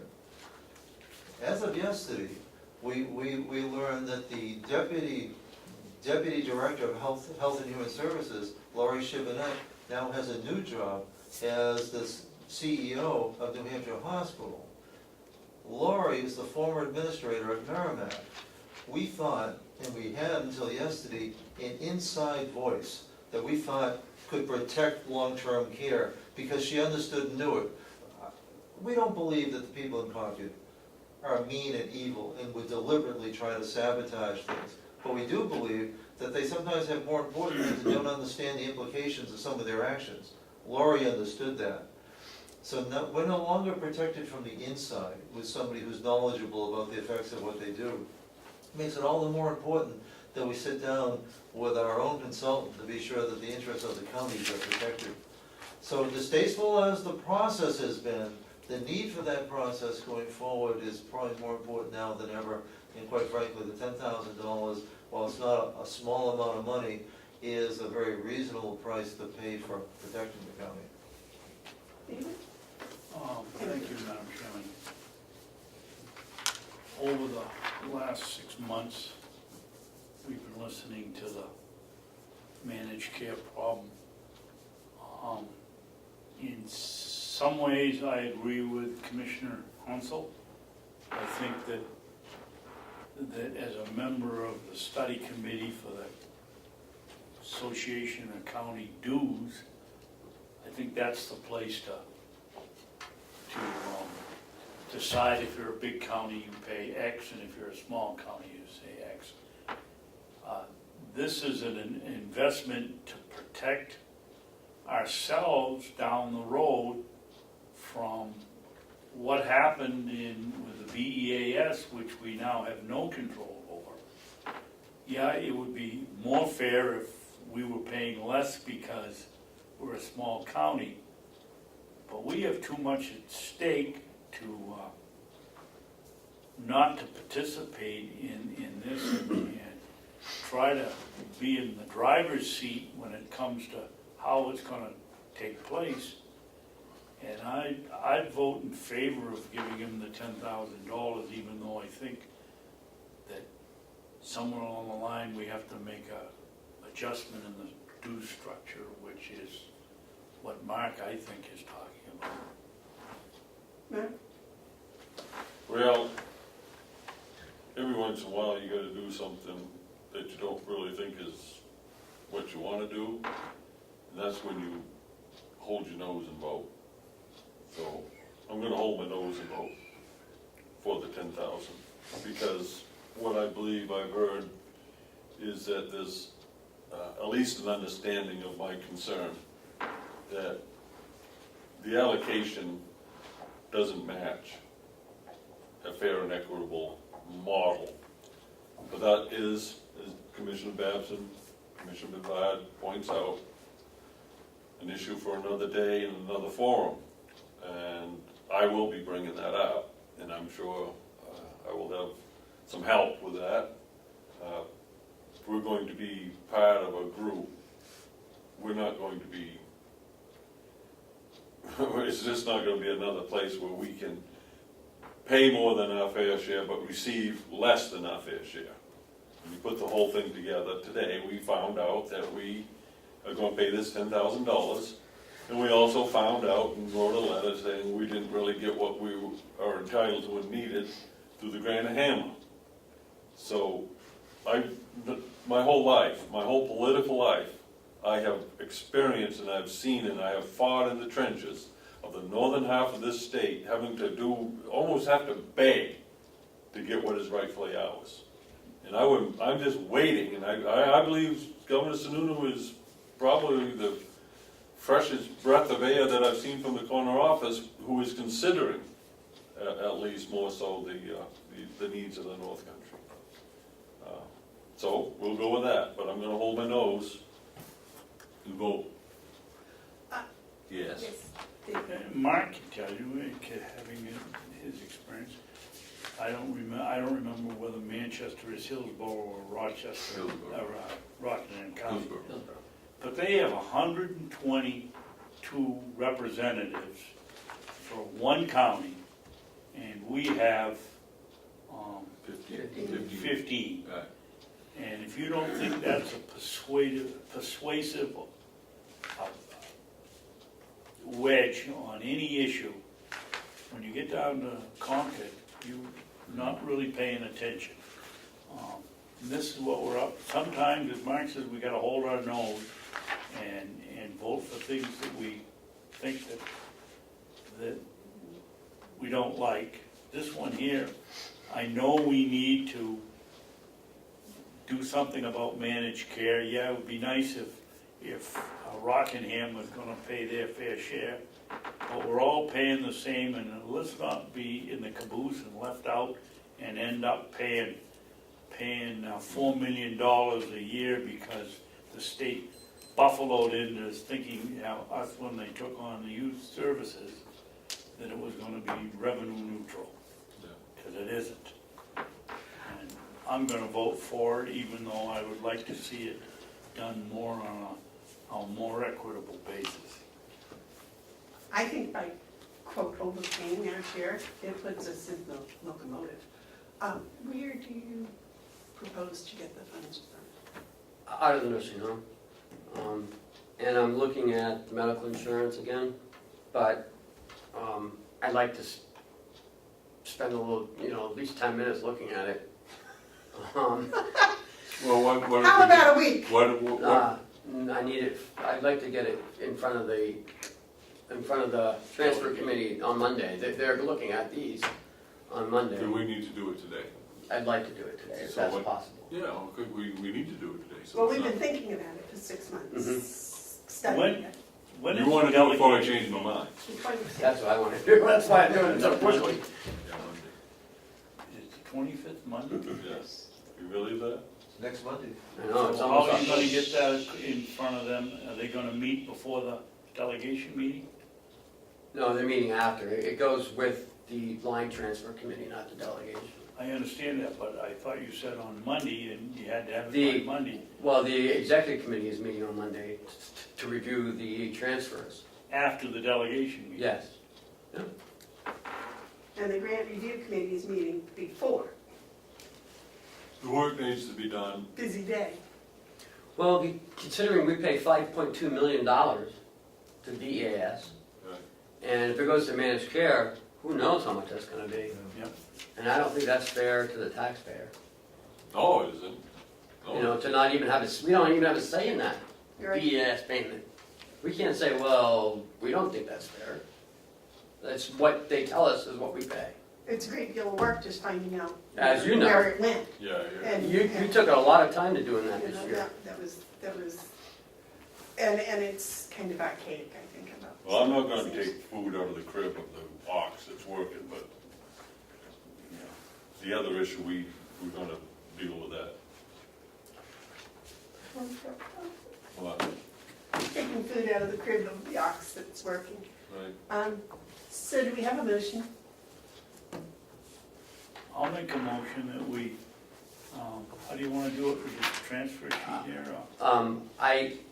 We're gonna take it out of the nursing home. It looks like either medical insurance or in the LNA, we have a little bit of extra money because haven't had, we've been having some short staff. How long would it take you to write up one of those transfers? About 5 minutes. Why don't we take a 5-minute recess for that purpose, because I could use the facilities. Is there anything else we have on the agenda besides? In the work session, no, just, and nothing in the yellow folder, so just my updates after this. And then we have 2 non-publics after. And we have to go into a non-meeting, because I want to brief you on. Okay. All right, 5 minutes be enough? Yeah. I just have to talk to Kathy. All right, let's take a break for 5 minutes. I'm sure it sounds better to me than just trying to. You want me to It's move hard for the not to non-public? Okay. Recess is over, back to work. I'm not going to make the motion, I'll hold my nose and vote for it. I'll make a motion that we move $10,000 from county line item $300,5112 medical insurance to county line item $350,129 other fees and services. The money to go to the Association of Counties as our contribution to the managed care study that the Association of Counties is facilitating. I will second that. The motion's been made and seconded to transfer $10,000 from medical insurance to other fees and services. Any discussion? Mark?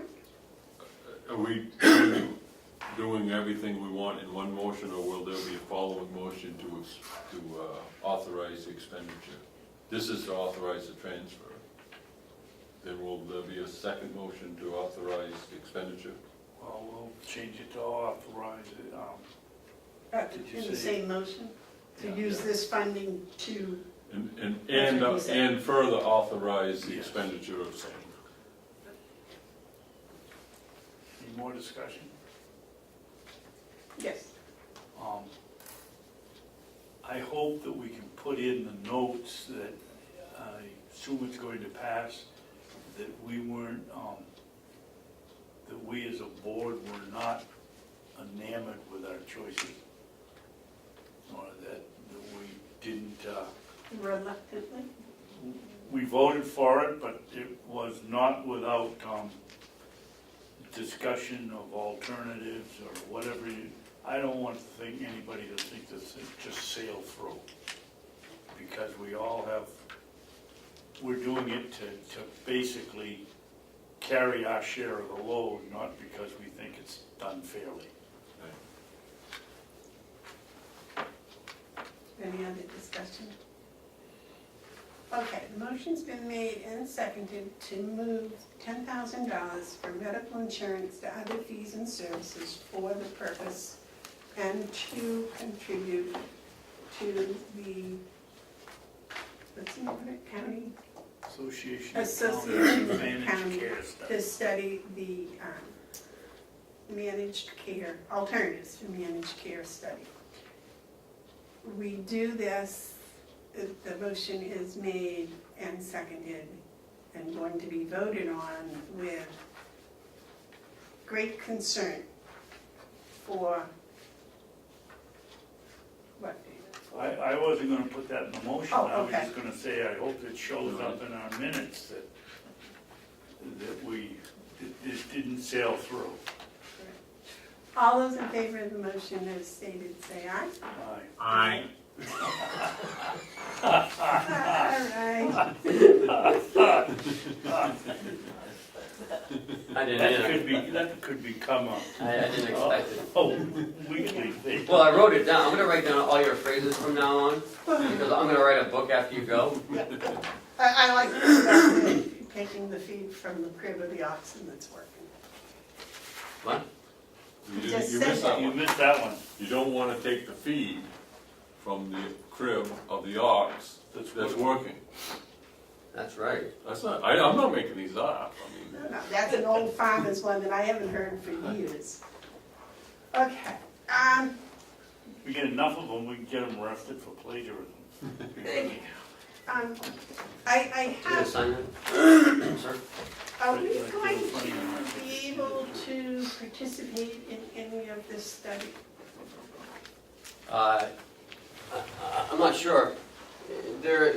How many models are they looking at, Alan? Three, they said. They want to ask the consultant to develop at least 2, if not 3 different models for the group, which is really determined by the New Hampshire Association of Counties. I'm not sure whether it's by the Commissioners' Council or by who.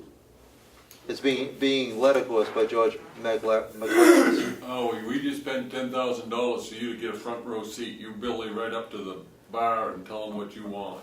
I will tell them I've been volunteered. Is it possible that one of us could be on some of their committees do some of this work? You know, I have to believe that while they might have a designated committee, that all meetings would be open. But I'll make it a personal mission to be sure that you're advised and aware of all the meetings. You on that Because I would like No, very but much. But I to am be on involved. the nursing home affiliates, I'm vice president of that group. So while I'm not part of this committee, we have 3 people who are. They update us when the meetings are and what happens, and it's always been open to anybody who wanted to come. But do you have influence within that process? I think as vice president of the affiliates, I do. Right. Well, if they need some, or if there is an opening for a commissioner somehow to be involved in this, I would certainly like to be considered. I'll be sharing that word as early as tomorrow morning when we get together.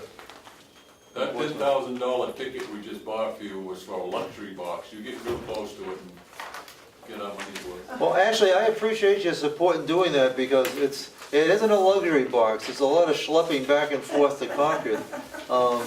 Because it's gonna get, the expectation is that before the first of the year, a lot of this has to be done. So it's gonna get busy. It's gonna get busy in a hurry, and I will keep you advised and invite you and get you an extra ticket if I can. Thank you, Howie, for all your efforts Thank you for- outside here. But being part of the process.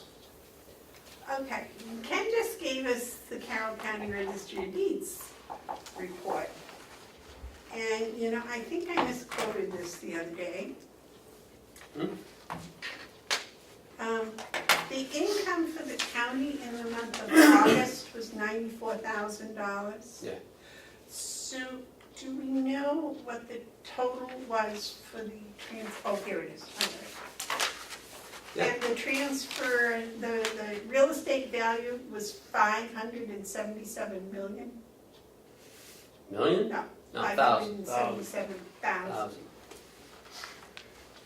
No, Oh, that's the revenue. no, That's the that's how revenue. much we have now. Okay, That's that's how much what, we have now. all right, that was So my on mistake. average, Yeah. if we get $72,000, 72,176, we will be over, that's the average. So we're gonna be well over where our target is.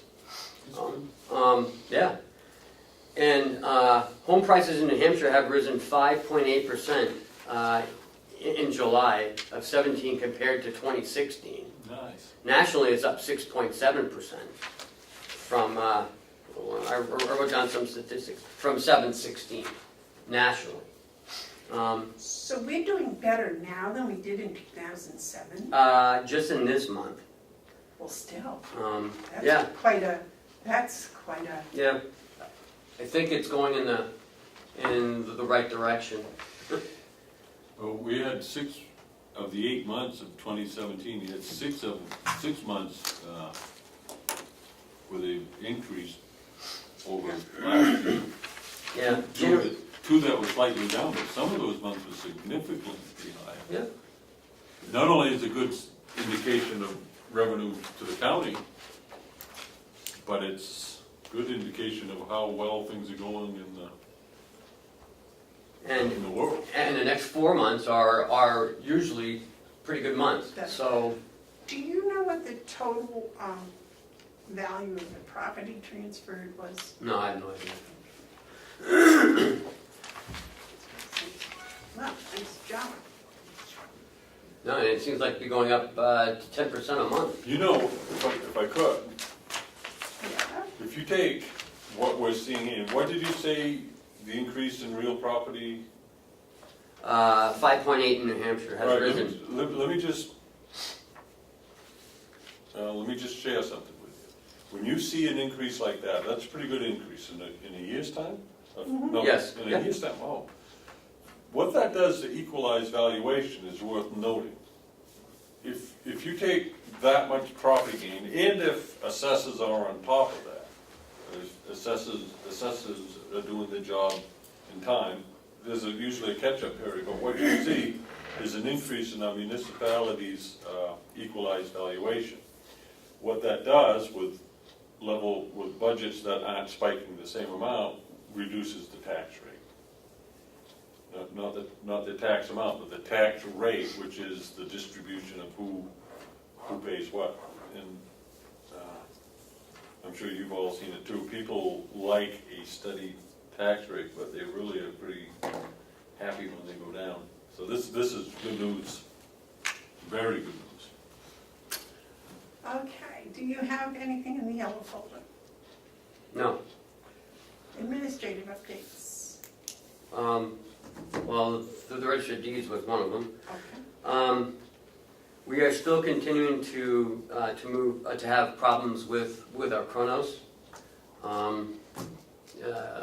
Again, we're still having issues. We met with a outside payroll vendor last week for the second time. Same vendor or different vendor? Same vendor. We're meeting with a new vendor. My team and I'm trying to get it for next Wednesday, but it's not looking like it's going to happen. So it might be the weekend, the Wednesday after. I'm trying to get both to come to the commissioner meeting because we got to get this thing, done and moving in some direction. So it might be October, the first week of October, second week of October by the time I get them in front of you. But I sent a letter out to staff on Monday, letting them know that, we're sorry for the issues that we're having, explaining a little bit about what's going on, what we're doing, just trying to keep them informed and in open communication. Because staff are always wondering, why is payroll so messed up? And so. David? Ken, why, you said we're having problems with the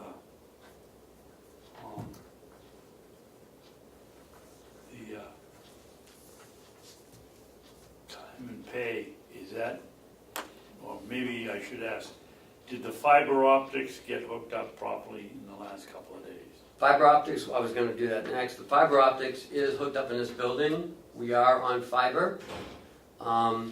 The jail will be the next building to go on, and then the nursing home the last, because that's the most complicated one. We had some issues yesterday with the Sheriff's Department and getting the state on board at the same time, but everything was completed. We are on fiber in this building. I can't get my email on this. You need to shut down and reboot.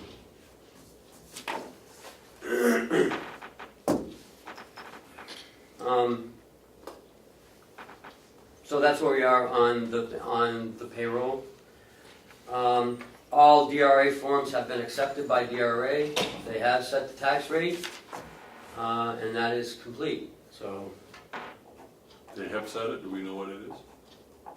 Yeah, it's our budget number.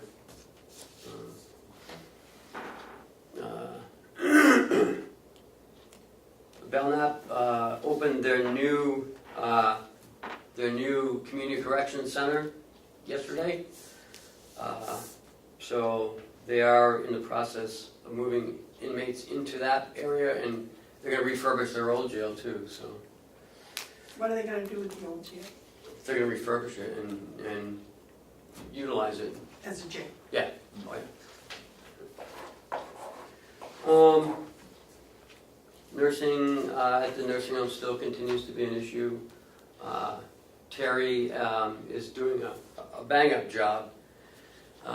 She's also reaching out to area vendors and trying to get discounts and coupons for our staff, for oil changes or gift certificates or whatever through the local community. So she said she did that at her former employer, and it was a big hit with the staff and really saved the staff some money. So You might pass on the suggestion to her that if she contacts some of the banks, they will help, with the initial fee for the mortgages, and sometimes some of the realtors will also help if you put it together and say, okay, would you give a discount on your fees or something? Okay. That will a little.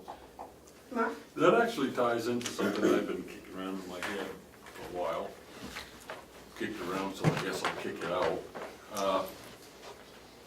We're not the only ones who are suffering, I'll say suffering, dealing with a lack of nurses.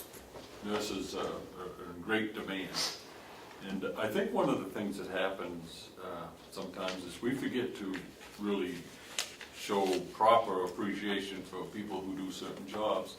So I'm thinking what you were bringing up today kind of got me thinking is someone ought to, and I'm not suggesting that we should, but someone ought to start a Thank a Nurse Day, a Thank a Nurse project where you just become aware, and that's why this thing about going to vendors and that Terry's doing and seeking some assistance to help our nurses, not just nurses, but and this one nurses, we should really start demonstrating how much we appreciate good nurses.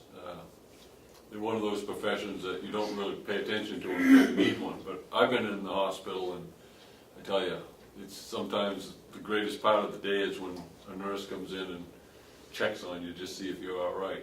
And sometimes, you know, I don't think we really appreciate what nurses do, and maybe that's something we can look into. And so I like the idea that you're going to vendors. And I was visiting one of our staff members in the hospital on Sunday, and the nurses he had were unbelievable. Mm-hmm. They were so attentive, and they really had his spirits heightened. I was there when they were, helping him, and it was really nice to see that. Mm. Kind of like the bantering back and forth between them, and yeah. They really do a good job, and they do some things that I don't think I would do. You got to be a special person to be a nurse, I think. There are thousands of people who are walking around in this state Do I need to write this down? because of nurses. Oh, right, exactly. I mean, the care that nurses give are life and death care. And there are stories every day of people who didn't die because of a nurse, but it doesn't really get usually it becomes newsworthy when someone dies. Right. But what about all these people that didn't die because they had the right people in the room, a paramedic or a nurse or someone who can do something? I think it's just, we should open our eyes up to that a little wider, I think. So I did a little research on nurses. And in New Hampshire, there's 9.2 nurses per 1,000 residents. Nationally, it's 12.8 per 1,000. Are those RNs or LPNs? RNs. And in Vermont, there's 21.3. That's almost 3 times as many nurses in Vermont as are in New Hampshire. There are 12,288 nurses for 1.3 million people. Say that again, how many nurses? 12,288 nurses in the state of New Hampshire for 1.3 million residents. Can we break that down and find out what Carroll County is? I don't know if I that don't was know. in Yeah. there, but No, it wasn't by county, it was Right. national. it's kind of interesting. I'd like to know what that is. And you say that's 9%? Is that what you said? I mean 9 to 1, 9 to 1,000? Yeah. Ratio of Yeah. 9 to 1,000. And in New Hampshire, the salary for an RN is $68,630. Nationally, it's $72,180. And in Massachusetts, it's $89,000. That's where our nurses are. Probably. So, It's almost, it's like $22,000 more. yeah. Just a little thing about nurses. Well, I think that's good because it raises that awareness. Well, I mean, we're really fortunate, I think, at the nursing home. I know we are, to have the nurses and the staff that we have. They do a tremendous job. Absolutely. And that's all I have, Madam Chair. Okay, Commissioners update. Yes, sir. I have the first one, Time Warner Spectrum. To brief you two quickly, I think Who's Time Warner Spectrum and what do they do? cable TV. Oh, okay. Thank you, Ken. Well, they're supposedly communications specialists. Communication specialists, okay. Last, I forget the chronology here, but after we signed the bill for the monthly fee from Spectrum, it reminded me that about 8 weeks ago, I had called, made a few phone calls, and found out the individual that was in charge of the billing, and she said, when I asked her about hooking up the county, our hookup, she said, well, we have a special division that does that. You have to contact them, so I contacted them. Or I contacted the answering machine and the menus and left a message, please call us back.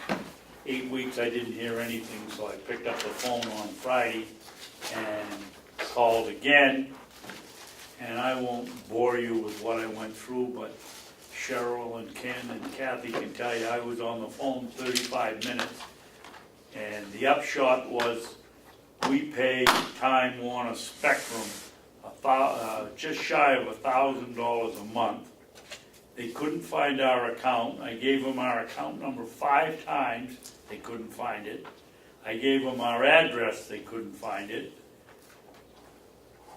When it was all done, the lady told me, well, this was because it was set up by Time Warner way back, and when Time Warner sold out to Spectrum, they didn't get the records. I said, you're telling me Spectrum bought all of these accounts and don't know anything in the electronic age? She said, yes. I said, well, ma'am, I don't believe you, but I'll talk to Time Warner. So I went through the menu again and again and again and gave them our account number. They couldn't find it.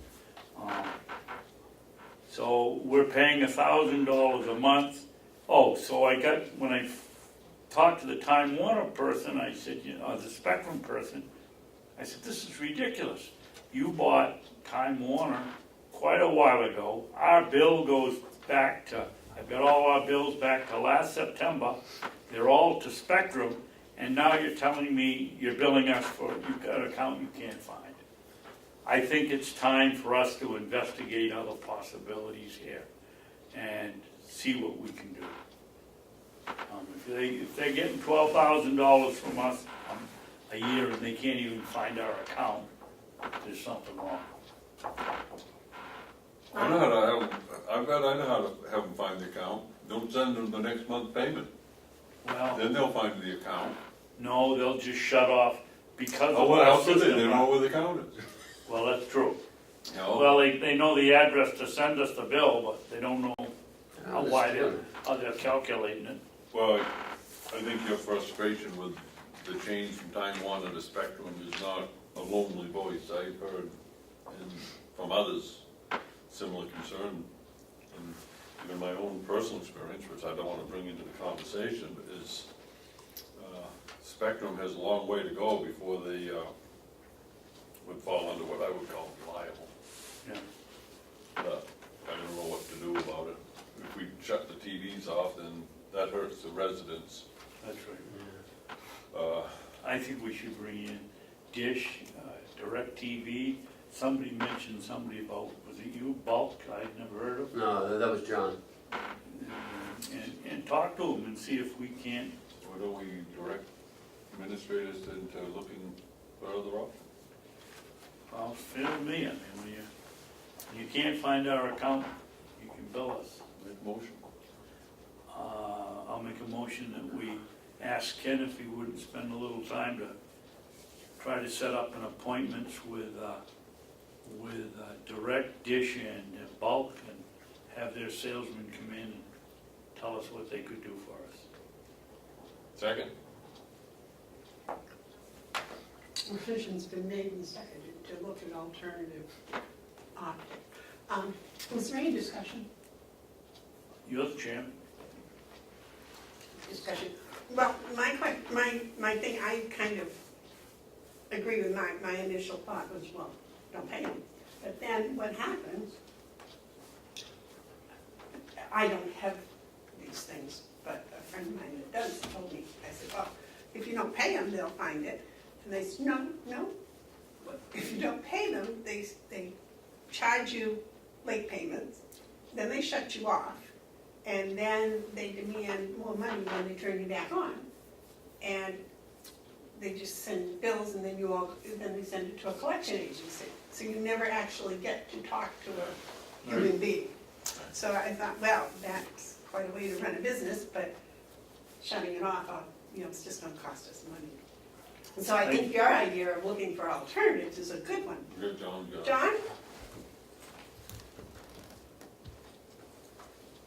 If the entity cannot produce an actual bill, you have no contract. Well, they send a bill. No, not a statement, a bill. It's an invoice, it's not a statement. Yeah, but For services rendered. They got proof of what you owe them. You're telling me, from what I understand, that you don't. yeah, and John's got a point. If they can't find the account, how can they print a bill? No, Exactly, so you have no contract. But I think the thing is the motion is to investigate what we can do about it, because it's not really What good is, business. It's what not do good you business way to. think the bill is for? no, What is it for? Yes. I'll get to that, but just for anybody watching, what happens is we get billed for the hookups that we have in the nursing home, and then the residents in those rooms that use it pay us back. So by shutting it off, we're penalizing the residents who may or may not be paying their bill regularly. That's what we're paying for is residential TV. We have other bills we pay I for understand those are. that are used for the internet, for the sheriff's department, and Could they bring those back? I don't know, because those bills are small and are okay. The one that struck mine is $983 for. And that's what I was trying to reduce, because they told me they had a special program for government agencies. And when they didn't call back, that's when I get going, so I can't answer that question. Howie, do you have any insight on this? Not about the billing part, but I do know that there are other acceptable alternatives to Time Warner that many nursing homes use. Well, would you please give them to Ken when you get a chance? Yeah, DirecTV is by far the most dominant one, but there are apparently other ones as well. All right, motion's been made and seconded. Is there any further discussion? Okay, all those in favor of the motion as written, say aye. Aye. Those opposed? Okay. Ken, if you would do that, please, we would appreciate it. Yes, sir. Next. Ken, you said we still had problems with Cronus. What were the problems this week? Shift differential, not coming over. Hours not in Kronos when it came over. The hours just dropped off. That's all that. There are more, but I just don't know. Are we protected against the Department of Labor on these?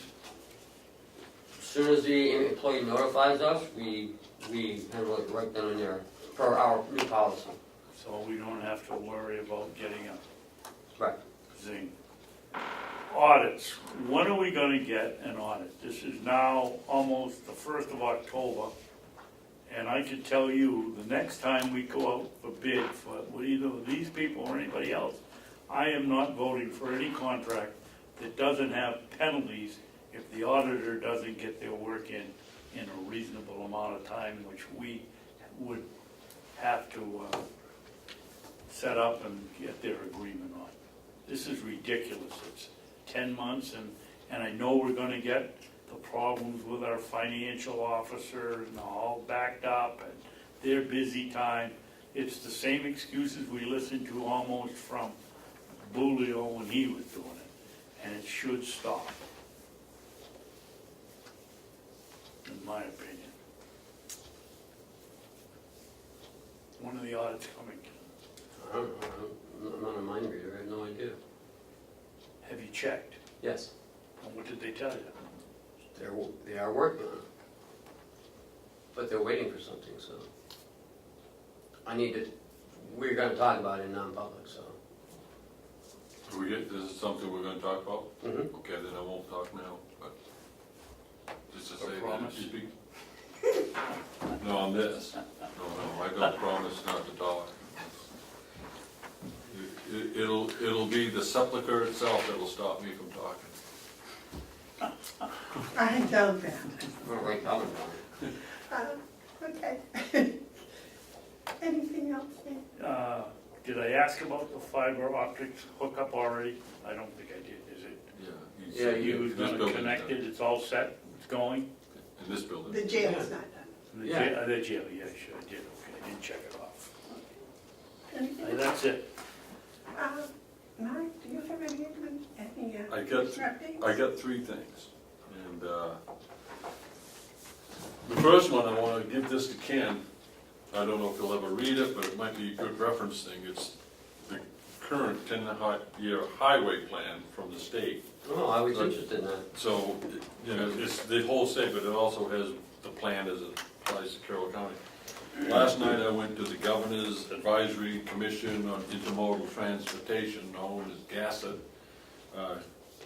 Executive Councilor Joe Kenny and his entourage from State DOT held a public hearing on the 10-year highway plan in Conway last night, which was extremely well attended. Most affairs like this are well attended. This was well extended that the standing room only went into the hallway, and Representative Mark McConkey was there. He's also the Vice Chairman of Public Works, so he has an interest in they squeezed him in a chair in the back corner looking through the door. It's kind of interesting. The amount of attention for this covered a whole lot of spectrum. Frank Eastman from Chatham was there to talk about his concerns. So it was really a very important meeting. And I want to take time to thank you guys for working quickly so that we could put the statement on the record. And I read that into the record last night. From what I understand is preliminary comments was that Gasset is very agreeable at this point, because there's a long way between now and the decision, but at this point they're very agreeable to moving that portion of work from 2025 to 2019. So that's good news. The other thing I want to talk about is, Excuse me, Mark? Yeah. Do they discuss bridges when they? Yes. And what was their, basically their, you know, they had a lot to say about bridges, but if you forgive me, I didn't stay for that part. There was a lot of people speaking, and this one first, but what I remember them saying about bridges was that 6.5% of the bridges in New Hampshire red line, is that what, yeah? red something? Yeah, and they had pictures of some bridges that if I knew where they were, I wouldn't cross them. You know, the deterioration of bridges. So you're comparing yourself to a loaded log truck? Yeah, I would say, Across the bridge? no, I'm talking about riding in a Toyota Celica. Was this just for Carroll County, or was it just for northern Carroll County? No, it was, the state operates off regional planning commissions, the North Country Council, but down here, the Carroll County is interesting. We have two planning councils. We have North Country Council, but the southern part is in the Lakes region. So this was to do with the northern region. And I think that reached a freedom in some areas. One thing I did find out last night, I hadn't heard about it, and I guess it was a surprise lot, that there's a $8 million road project planned for Albany in 2023. I don't know the extent of it, but $8 million, that's a serious road project. Is that widening it? I know there was some discussion about It's probably, putting in the rumple strip that the road wasn't wide enough because the regulations say you have to have so many feet I haven't east or had, west of the, I haven't had time to look at what it is, but I'd like to know what that is. It must be widening, but that kind of money, I mean, a lot of road for $8 million. And I can only imagine that's gonna tie up traffic too. But that's okay, we need to have these roads fixed. The other thing I had, Madam Chairman, was, I had a chance to visit with Representative McConkey, and our conversation was about their request, what they wanted as far as reports on the performance audit. And I said, we just don't know exactly what it is you want, but after talking to him, I said, okay, I can understand that. So what I think I'd like to do is have Ken go through the performance audit that was done and just write a little blurb about everything as far as, you know, every section that needed attention of it. Doesn't have to be done right away, but we should prepare an audit for the commissioners on where we stand with the performance audit. I'd like to have that for my own. I have it if you want. Yeah, I'd like to have that, an update on where we are with it. I'm particularly interested in what the audit said about human resources and what we found to be, I think, probably a better way than what was suggested in the audit. Have you read the audit? I have, but I haven't studied the audit. There's a difference. I don't consider myself familiar with it enough to really comment, except that it seems to me we didn't follow this suggestion when it came to human resources. A lot of it was done, though, I believe. A lot of it is And done. it would be helpful to me so Sure. I can, I can run down and get it now if you want. no, we do it later. David? I think my recollection on the human resources, Mark, was we did it.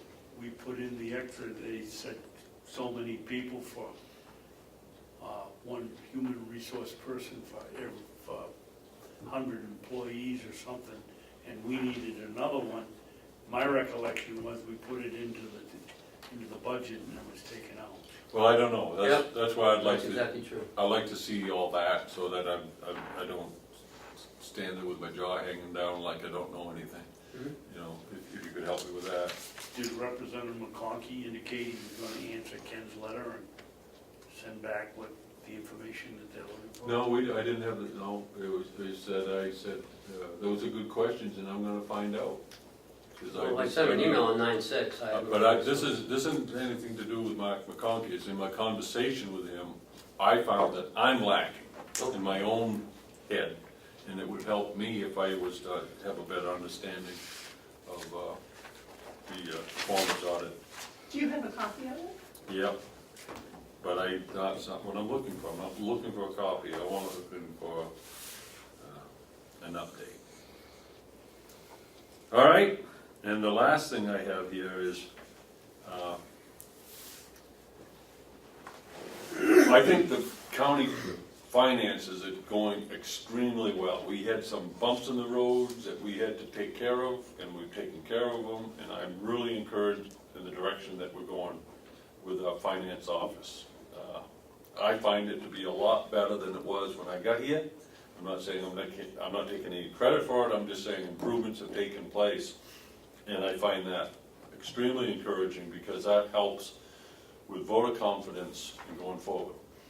One of the things that I think would be nice to have, and I don't know of any government entity that I've ever worked with that did this, but I think if we could have somehow make a stab at it, it doesn't have to be done in 5 minutes, it might even take a few weeks, months even.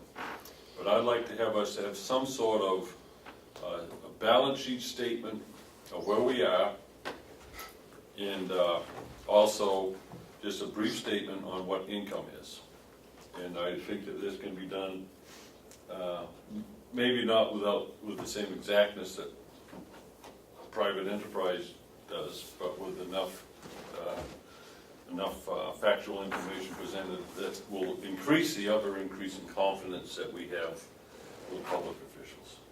Would you like to see that weekly or monthly? No. I think it has to be an occasional thing. Yeah, Once you get it started, it's easy to keep it going. But I do know that if you get into the things of categorizing fixed assets with non-current assets and, you know, I don't know how you track anything like receivables, which is a current asset, but I don't know if we have receivables. Yeah. So I think what you would have on a balance sheet statement is you would have a kind of a, something, you'd make it fit into it. You wouldn't have the same parameters of commercial entities, because we're not a commercial entity.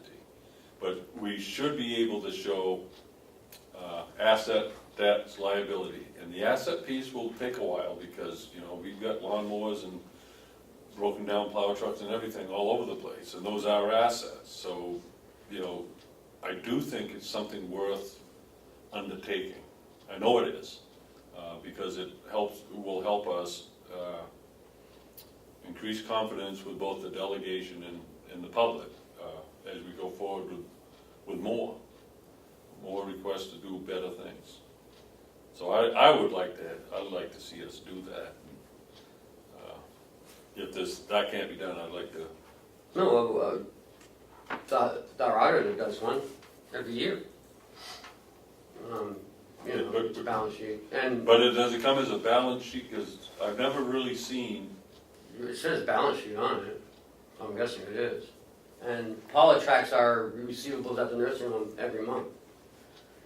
That's what we give to the delegation. Those are our only big receivables, you know, or That's how we got several years ago. non-receivables.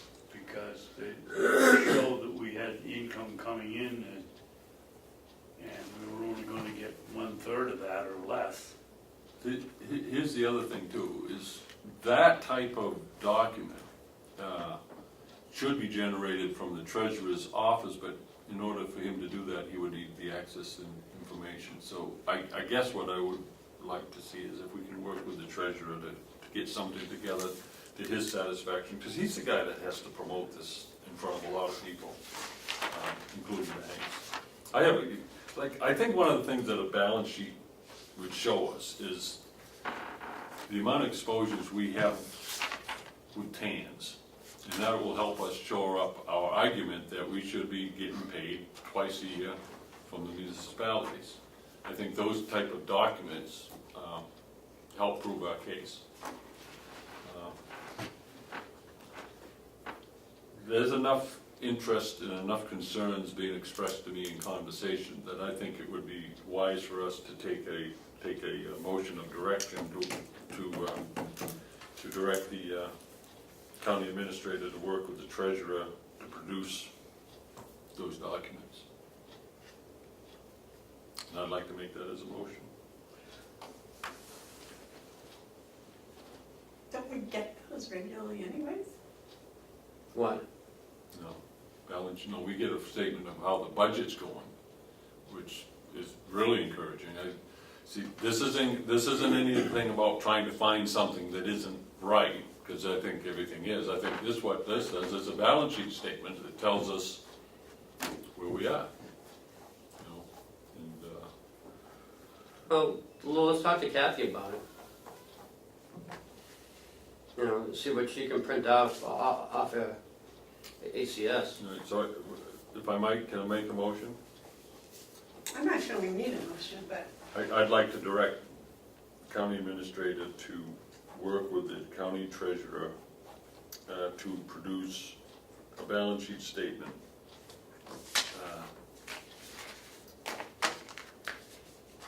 Period.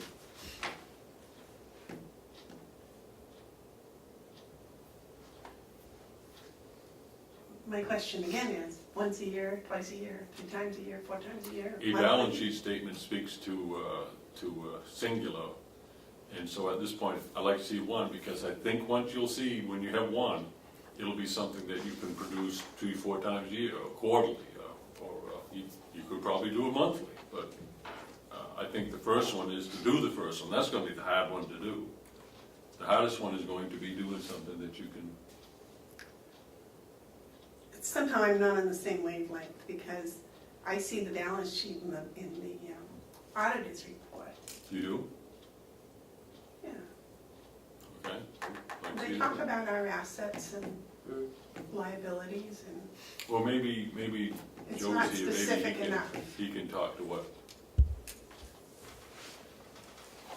Joe, you got a comment about this? Sure, yeah. In my, appreciate you allowing me an opportunity. In my experience, balance sheet does a number of things. And yes, the audit does provide one, but a balance sheet is a snapshot in time. And so I think it's important to do an update on your balance sheet at least quarterly. Yeah, And I agree with what Commissioner Hounsell's saying here, that once you get it in place and started, you know, it's not something that you have to spend a lot of time on. You can produce it monthly, and it can also go with the rest of the financial information that we're providing. I also think it would be something that would alleviate some of the discussions that I seem to be hearing at times. You know, you put your balance sheet out there with your income and expense statement, you're pretty much showing them everything. So that's one of the reasons why I think it's important for us to do this. That makes more sense, Well, that we have a time frame, this is what we're going to do it, and that way it's Now, your balance sheet can comparable. do a variety of things. You know, the biggest things that's gonna change on that balance sheet is your receivables and your payables. You're also gonna end up showing potentially a surplus of revenue over expenses, or you're gonna end up showing a shortfall. Again, depending on what time of year it is. I just feel in my position that it's a piece that we need to put into this package going forward. For the whole budget, not just Correct, not sections of just it like yeah, we do now, whole we do each countywide- section. It's a countywide balance sheet, it's not each department at all, no, that's. Now, Yes. you're operating on you're not operating on a cash basis, you're operating on an accrual basis, which It's modified accrual. modified accrual, yes. So that may take some explaining to people who may or may not understand what that's all about. But I do think it's important. And I think explaining it as it comes up, which may be as often as monthly, would help to educate what the difference is between, Well, I wouldn't Different want to make a systems. recommendation to start out doing it monthly, But- but we sort of but, get it in place, but. so we can actually use the auditor's balance sheet and just update it. I would indicate that you may want to talk with our auditors or whomever is doing this and to help us make sure that we've got this set up correctly too. I mean, I don't think we're not setting it up correctly, don't misunderstand my statement there. What I'm saying is, I think that we just need to have it provided more often than an annual basis. Yes, sir. so this task, in its initial steps, is gonna take a little bit of effort and time. I would suspect, but Do you think that if we had it by year's end, that would be sufficient for what you need? Because what I see is we need to have a document that you can explain to people from a professional point of view, from your office. Ken will be more than able to do it from his office. And that's what I like about it, is that there's two different sets of eyes looking at the same thing, and that brings the stability. But I do think that if we're gonna do it, we need to give ourselves enough time to do it right. You're going to need the assistance of Kathy and Cheryl Absolutely. for this, and they're right out straight. yes. And I feel as though that's been, some of the issue, that the staff, the finance staff is doing a tremendous job, Ken's doing a tremendous job also. But they have so many things going on at the same time, a variety of duties that need to be completed, that this task, unfortunately, I feel sometimes is a little lower on the priority list. And I certainly understand that, but I do think it is a priority. But if this is something that we can create, and I'll just put it for your benefit, then it becomes our benefit as it goes through your eyes. And so this becomes a very important tool in the future going forward. What I don't want to do is to rush to get a balance sheet statement and not have it be accurate. Correct. Well, I think we're gonna get one pretty soon from the auditors. And Well, we're that gonna might- get a balance sheet, but not the one you want. Well, It might be a point to start. yeah, I think that's what I'm trying to say. When the auditors produce their balance sheet, I think that would be a tremendous starting point for us to move forward with. And I'd like to have that conversation with Ken and with the auditors at the same time, so that we're all on the same page as to what we'd like to have done going forward and how we can do it ourselves. And that ties into To update. Commissioner Babson's concern that we're still waiting on the audit. And so when that should be wrapping up, it's a good segue into what you'd like. David, you had something? Well, first of all, there was a motion on the floor, and it didn't get seconded, Oh, and right. we're discussing it. I will second it for discussion purposes only. I haven't decided whether I'll vote for it or against it. My only concern of voting for it would be the amount of time it's going to take, and people just stole my thunder. I don't see how we can ask Cheryl and Kathy to do any more work. She comes in at 6 o'clock in the morning. Kathy's working till who would know what hours, and to load them up with more work doesn't seem fair to me. And I will probably vote no until we come up with a system to get the information that doesn't tie our help down anymore.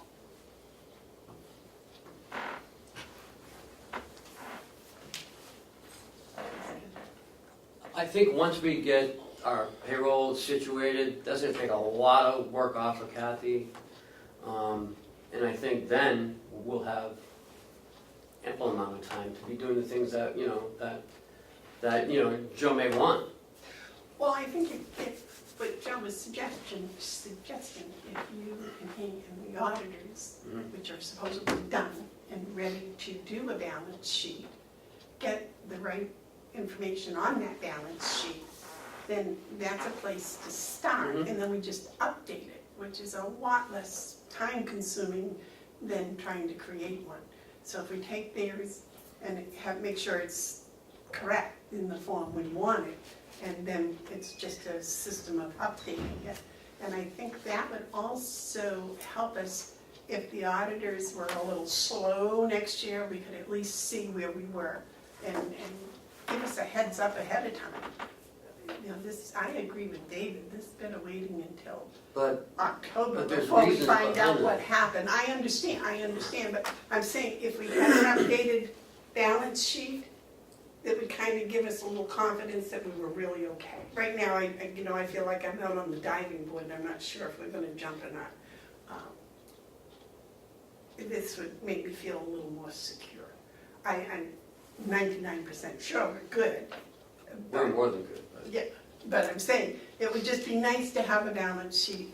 I think most any business does it on a monthly basis, so if we could, maybe not do that right away, but we could have that as our plan to get there eventually. Mark? I think I'd like to amend my motion because I don't want this to be anything except unanimity amongst the three of us. I think probably the best first step or the best next step is to make sure that the county treasurer is invited with Ken, and I'm sure you would be, to review this and to make his request known. I think the importance of this is to empower the treasurer because he does get asked a lot of questions. And if he has information presented to him that he can present to others, it makes everything go smoother. And I can't think that it's necessarily a difficult time, but it does take time, and we have people who write out straight, but at the same time, we can put this in motion. They can follow in sequence after we receive the audit, after we get the payroll straightened out, then the next on the list is to work on a balance sheet statement format to the satisfaction of the treasurer. That empowers him, which enables us, and that's what we need to do. I object. I think that we should get the format that we want. That should come from Ken and the auditors and Joe. Right. At the beginning, I think that should be the first thing, because the audit's coming right through, right? On this one, I would say it should be the format that the elected county treasurer would like to have. Well, I think probably Ken and Kathy ought to be involved in that to Be make involved in sure making it's it. updatable and easy to But work to with. his satisfaction. Oh, I'm Yes. sure it will. I'm not. Well, let me just, if I may, first off, I want to say it's not just for the county treasurer, I think it's for the good of the entire county Exactly. and everybody that we Right. work with. Second, I would really like to have some conversations directly with Ken, with me, with the auditors, in discussing this issue. Mm. You know, it's not something that all of a sudden I've said, hey, we need to be doing this, but yet I feel as though, you know, everything is going in a very positive direction at this point. And I'm very pleased with what I've seen thus far. I think this is the next step in making sure and satisfying anybody who may have questions. Okay, here's the next step that we're doing. Here's our balance sheet along with our budgetary statements, which in reality can be your income and expense statement. So I guess what I'm trying to say here is we all work together on this project, so to speak, for the good of the entire county. I hope I'm making that point clear. Yeah, it's going to entail some work on our part too, but you know, we're willing to do that because that's, we're an elected official to do that. And it helps with the transparency. Yeah, I want to make sure that everybody understands it. I think this is a positive move.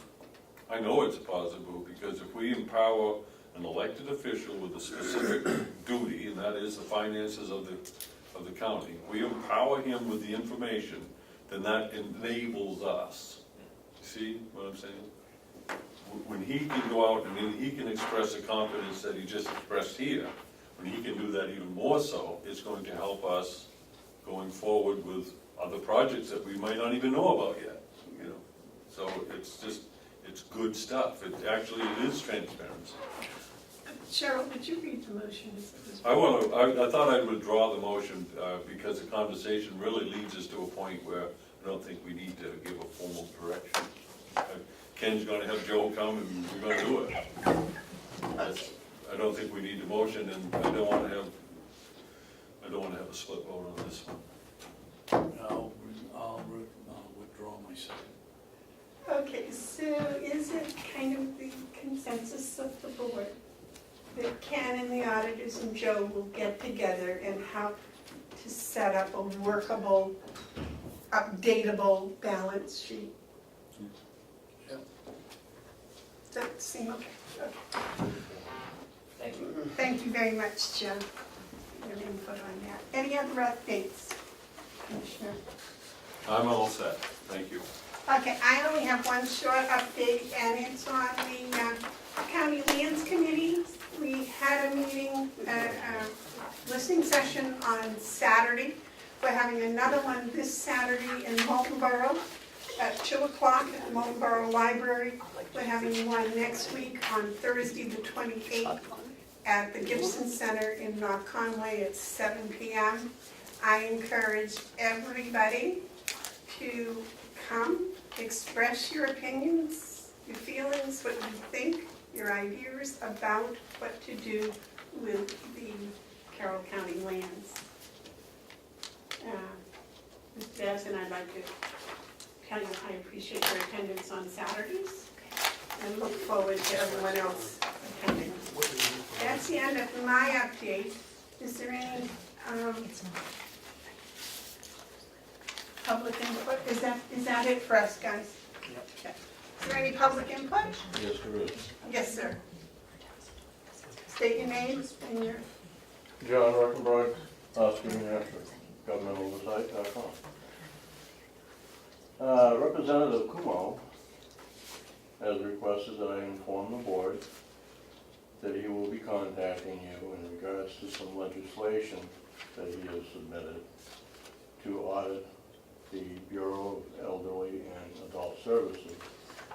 Reference is LSR 2018-2224. LSR what? Yeah.2018-2224.